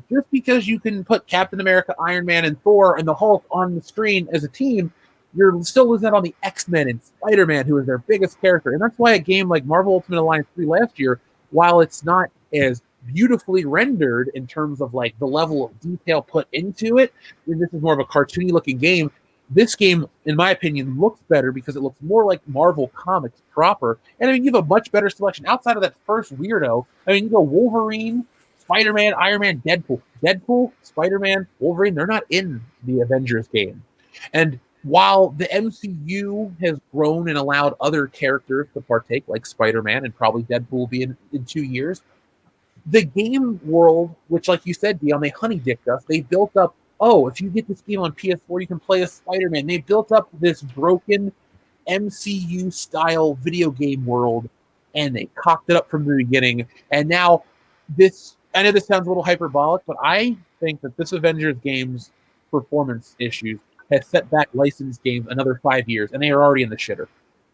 Yeah, and that's what's so fucking baffling. So that all makes sense, but usually when studios fuck up, there's a reason for it. So you bringing up the time crunch thing is a great example, right? Because that's what fucked up Sonic 06. That's what's fucked up. That's really what fucked up every Sonic game. That's what fucked up. What was the game that was supposed to be essentially you're in an Iron Man suit? Not Unite. What's the name of that Anthem. fucking game? Yeah, that's what fucked up Anthem. That's what fucked up. EA is what fucked up E.T. Well, that too. Fuck EA. But that's what fucked up Superman 64. So a time crunch makes a lot of sense because they're literally it's either an unfinished game or parts of the game weren't tested, or even in terms of stuff like with Anthem, they changed studio. So there was a studio change and people were overworked and shit was really bad. So to not hear something like that coming out of Avengers and to still see that it is a failure, from my point of view, it looks like there's no reason for it to have been bad. You didn't change studios. You didn't change production teams. You didn't have a real time crunch because you weren't running it alongside the films. It wasn't like you were trying, I understand they were trying to get it out before 2020's holiday season, but it came out in September. So why not push it to October, November, or December? So there were no feet to the fire from my vantage point. So why did it still do so bad? That's what I want to hear. That's what I'm so confused about. It wasn't like there was an immediate threat or concern that rushed the game. It just wasn't done correctly. And I don't understand how you can have something with no pressure not be done correctly when you spent upwards of $190 fucking million. Well, I think it's indicative of the gaming climate right now because last year, Dion, we had the same conversation about WWE 2K20. Now, I know, folks, you may not be into the wrestling games, and that's fine, but this is still a licensed game that suffered the same problem. Now, thankfully, for as bad as that game was, it shit the bed, it failed financially, and they took a year off. I'm with you, Dion. I think gaming, I think it's Shigeru Miyamoto that said this, and he said it best. A great game gets delayed and people forget about the delays, but a bad game is forever. Yes. You look at a game like No Man's Sky, look at all of these other things, you can patch them into high heaven, but it doesn't matter, because I know as a gamer, high input costs. I am tired of having to buy a game that doesn't work and having to wait to get it updated, or sometimes you take a crapshoot and it doesn't get an update on certain games, you know? Even though this is a terrible licensed game, but The Amazing Spider-Man 2 was broken when it was launched and they never updated it. You know, all I wanted to do is web swing around the city. I hated that you would get stuck on buildings and then fly up through the sky and then randomly fall back to the ground. It was just a big, big mess. But I'm confused too, because it goes to show you, I think really a big budget does not mean big success. Because too, if we talk about the gaming landscape, and again, we can all attest this because we play games, indie games have made such a big imprint on what we consume. If you're a PlayStation Plus member or an Xbox Live subscriber, you've had access to your free games with gold as well as your PlayStation Plus. You get a lot of independent games. You know, on Game Pass today, I'd say there's a good chunk of independent games. And, some people look at those games as lesser, but I look at those games as competition for the big guys, because if you're Call of Duty, you have to be able to justify a $70 price tag with all the bells and whistles. People look to your console. People look to your game to buy a console for. Avengers could have been that, because the graphics are fine outside of. Like I said, I don't like the design choices, but the actual appearance, like the realism, looks fine. I just don't like the choices they made. So that's if I can compliment it and take a dig at it at the same time, if that makes sense. But we've come to this point where hopefully gaming can advance too. Because there's my Apple Box moment about gaming. We have spent a good chunk of last generation getting remasters and remakes of games from PS3 and the Xbox 360.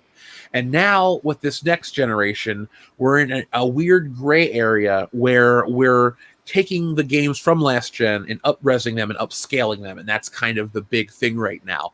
So I'm hoping that we can finally get away from a certain era of games and finally create that next new great thing. And hopefully a Marvel property can be that great innovative thing, because 2 years ago we had Spider-Man for the PS4, and Dion, you bought that, correct? Hell yeah. Nick, did you play that? No, I know. I wasn't really into it, so I just didn't get it. I kept hearing everybody rant and rave about it, but it just wasn't for me. It could be repetitive for a guy like you, but if you're a Marvel guy, a Marvel fan out there, folks, it's probably one of the finest Marvel video games ever produced. So you can, if you get the right people behind it. Now, TLJ Screwjob says, if not the voices, at least get the mouse to have RDJ and others come in and do mocap for face scans. Also, didn't buy because of Kamala. So that's a fair point. We're one of those channels that if you don't buy something because of a character you dislike, I'm not going to go, what's wrong, bro? You racist? No, I get it. No, we're not like that. You got honey dicked because Kamala Khan is not an Avenger. She's barely a defender. So yeah, didn't we watch a trailer for what was it, the Suicide Squad game as well? That was supposed to be kind of like this. Yeah, and we actually liked it because it looked good. Well, I mean, it wasn't really gameplay, but it was at least looked interesting. It's a better premise. You're hunting down Superman. Come on, that sounds fun. Yeah, exactly. That game. Now we do have people. Our friend Headcase Laboratory says Marvel should have got Insomniac for Avengers, and they did the Spider-Man game. So, that's why he recommends, and I think that's an excellent choice. But I wanted to jump to TLJ Screwjob as well.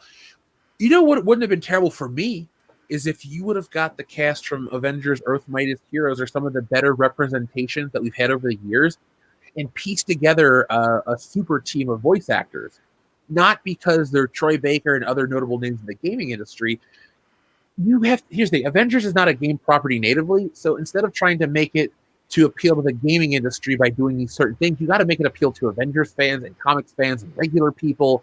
Like, you don't need RDJ, but if you got a sound alike, people will put the pieces together. You don't have to look like RDJ, but if he looks vaguely enough like an Iron Man type, and it sounds kind of like Robert Downey Jr., but not exactly him, people could, get over that, because a lot of those Marvel characters have existed in other forms outside of just their MCU equivalent. Eric Bana was the Hulk first, and Lou Ferrigno was even before that. So, I mean, we've had other iterations of these characters that I'm not so hung up on the MCU actors, but just do it good, do it well. Excuse me. Well, that's it's interesting that you bring that up, because when Ang Lee's Hulk starring Eric Bana came out, they had a game along with it, and Eric Bana did the voice of Bruce Banner. Yeah, in the game. Christian Bale voiced Batman for his Batman Begins game. Yeah, so didn't Robert Downey Jr. voice the first 2 Iron Man games? He did the first one. I don't know if he did the second one, but he played it first, and so that's why he didn't do it. Well, exactly. He knew when to get out. My black ass didn't know when to get out of that one. But that's why I had to step in and throw it away. So even if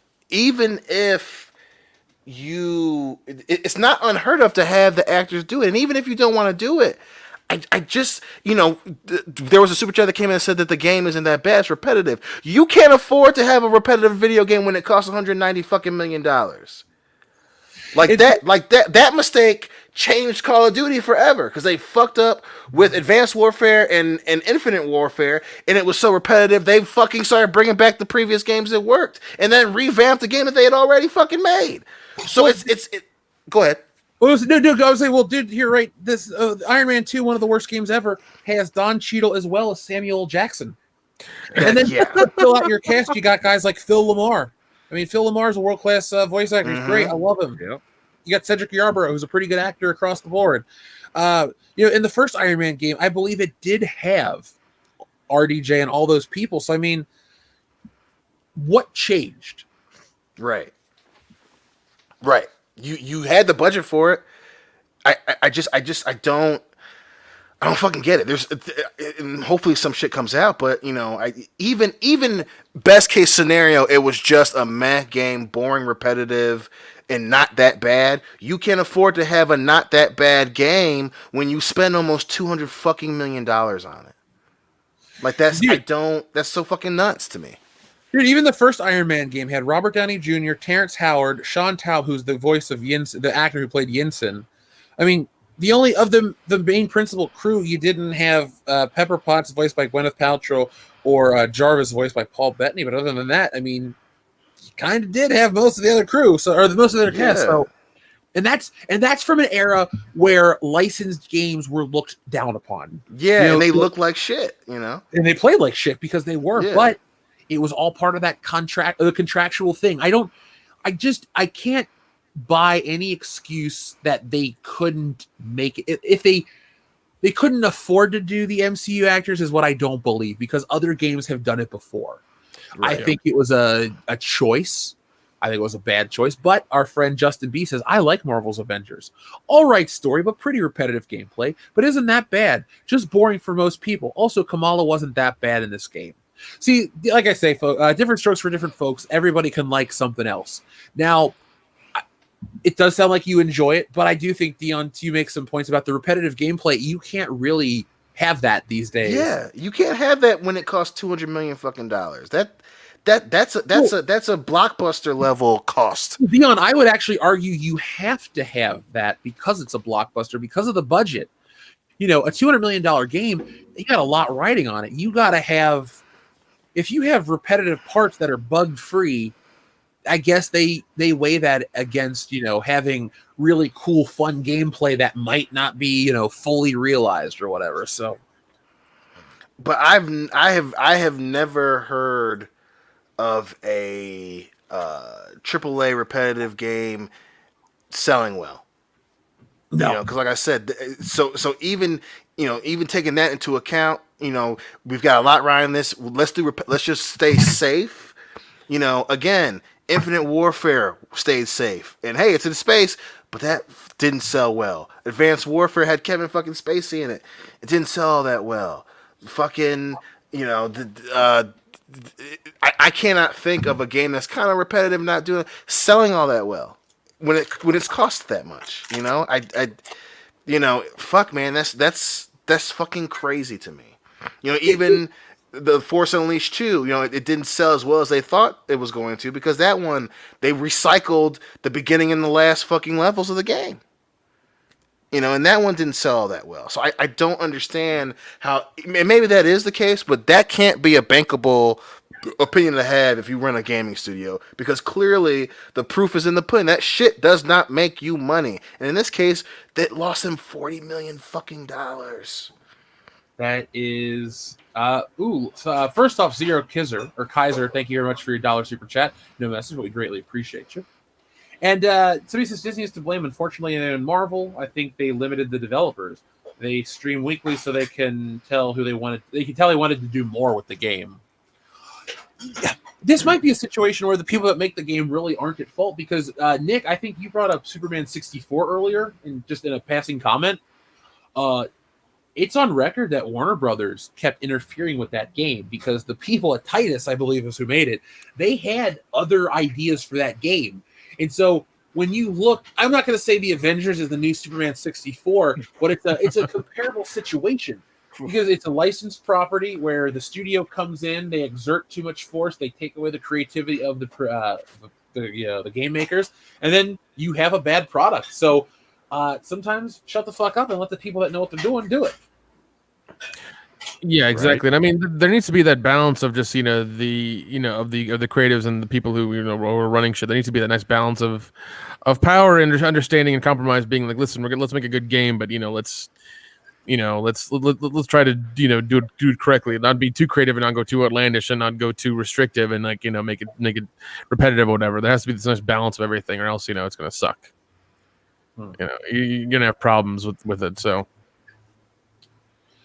do you guys want to shift gears to something just ridiculous and fun to close out tonight's show? Absolutely. Yes. Okay, so folks, first off, Dion, I'm going to show you something that you're not going to like. God, that's been the show started off so well, but the last half of the show, I'm like, God, can I get some good fucking news?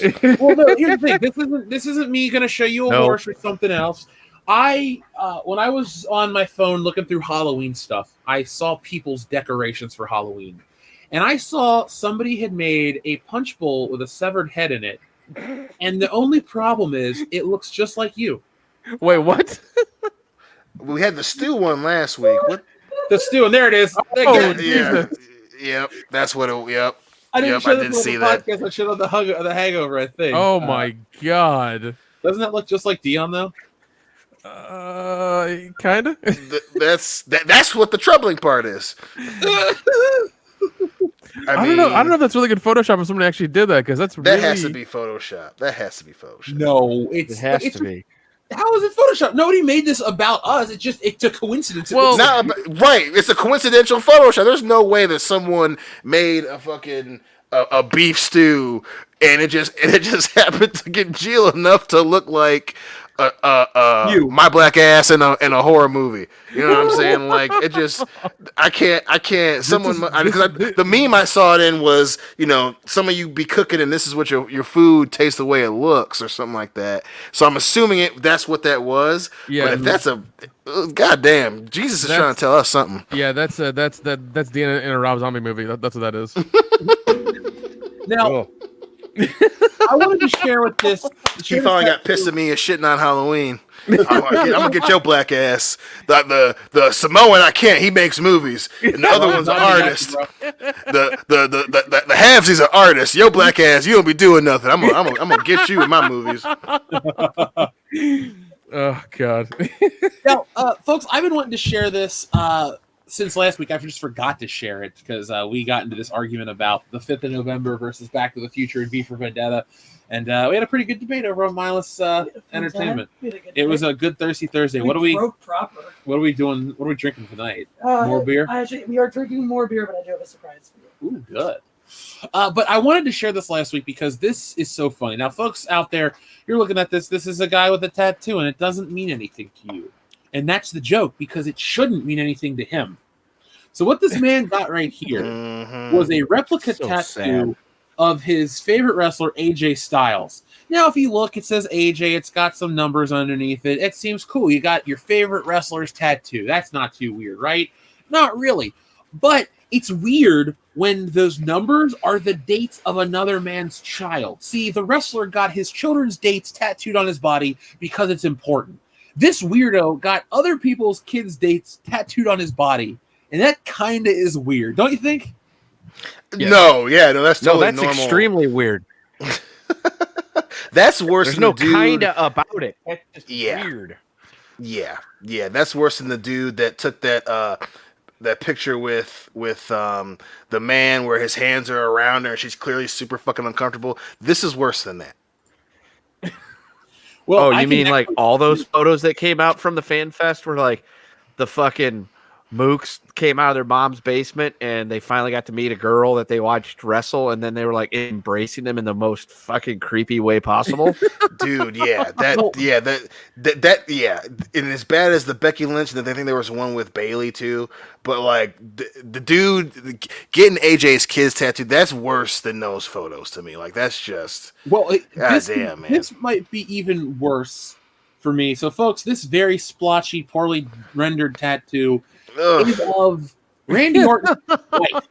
Now, even if you're not a wrestling fan, Randy Orton is a wrestler, and his wife is not. She's not a famous person. She's just a civilian. This fan got a tattoo of Randy Orton's wife.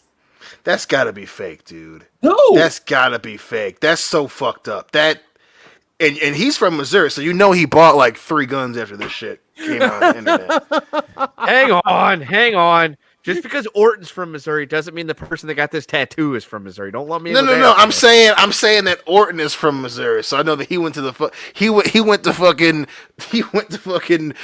Dicker and Deal to get him some more shotguns just Walmart. in case. You went to Walmart to get guns. Walmart. To be good fair, point, it was probably Bass Pro Shops. They have one in St. Charles by where he's currently resides. Probably because if that's real, I hope he bought a lot of ammunition too, because that's the one big ass red flag if I ever seen one. Yeah, I love fandom, but it's so weird. It'd be like if you got, I don't know, a tattoo of my cousin on your arm because you're a world class bullshitters fan. And I'm like, yo. Well, that's what's so fucked up. His wife only been on TV his second wife's only been on TV like twice, right? If at all, dude. Yeah, and then you've seen her like on his Instagram and shit. Like, so that's what fucking is weirding me out about this. Is that I think, because were they even together when they were doing 25? I can't even remember, dude. Like she cannot have been on TV more than twice. Because, dude, you and I are normal, and we don't obsess over our favorite wrestlers' personal lives. It's like, look, I met Randy Orton once. I got his autograph. Do I ever need it again? No. Do I need a picture of them? No. Like, I feel bad for him because he's the guy. Yes, he's not the nicest to the fans. He's been a dick historically, but he's also the guy where he's in the bathroom and people try to take a picture of him, and it's really fucking weird. The one when someone tried to take a picture of him in the gym is actually pretty funny. Well, the gym one's a little different, but the bathroom one where it's the kid and the dad. Yeah, that's the weird one, man. Like, let the dude piss in private. That's so fucked up, dude. His fucking wife, God, like, don't do that. Don't do that.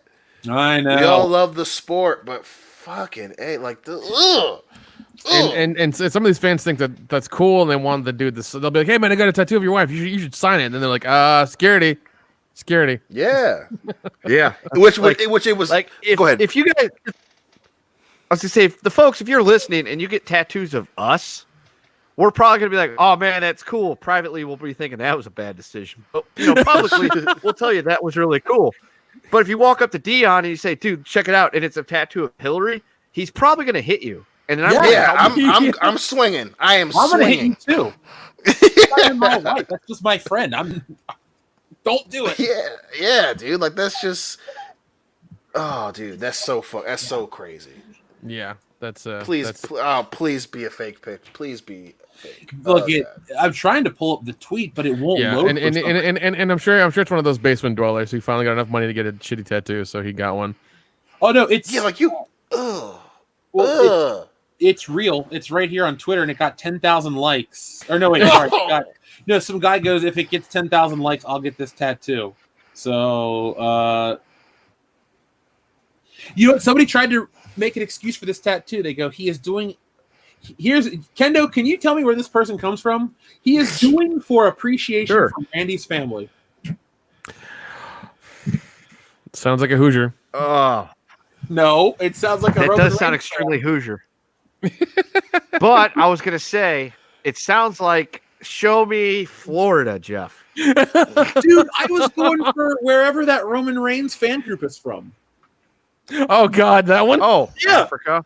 That's what it sounds Well, like. okay, I'm not sure exactly where it's from, but it's predominantly houses mostly Africans and South Asians. John Doe, I'm with you. No tattoos. Where I am known as the Scourge. Yeah. Dude, that just weirds me the fuck out. Like, you cannot be that big of a fan of a celebrity's spouse that you've seen a couple times. That's fucking insane. Phil Arconis makes the greatest point, though. Are we sure this isn't the ghost of ravishing Rick Rude? So, folks, for those who don't understand, I that hope reference, so. I wish that would be the case. So, Rick Rude was a wrestler, the Ultimate Warrior, or Jake the Snake Roberts is still around, thankfully.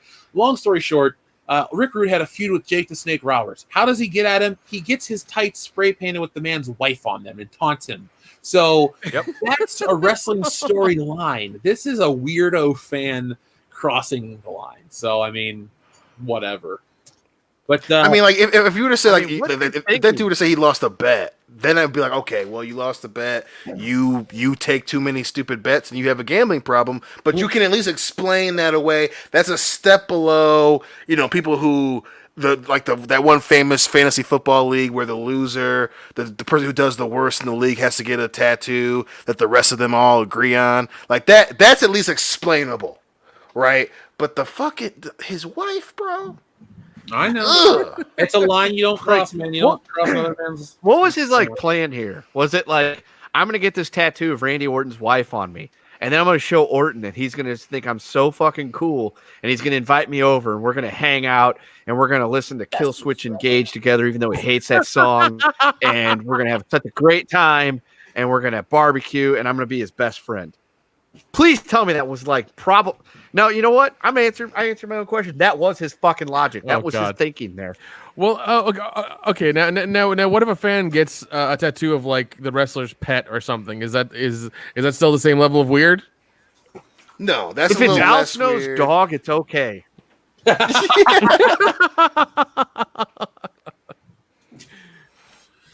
So we have one more super chat from our friend Eric DeHoff. It is a cup of coffee that says tired. Eric, I could use one of those. I'm a little tired myself.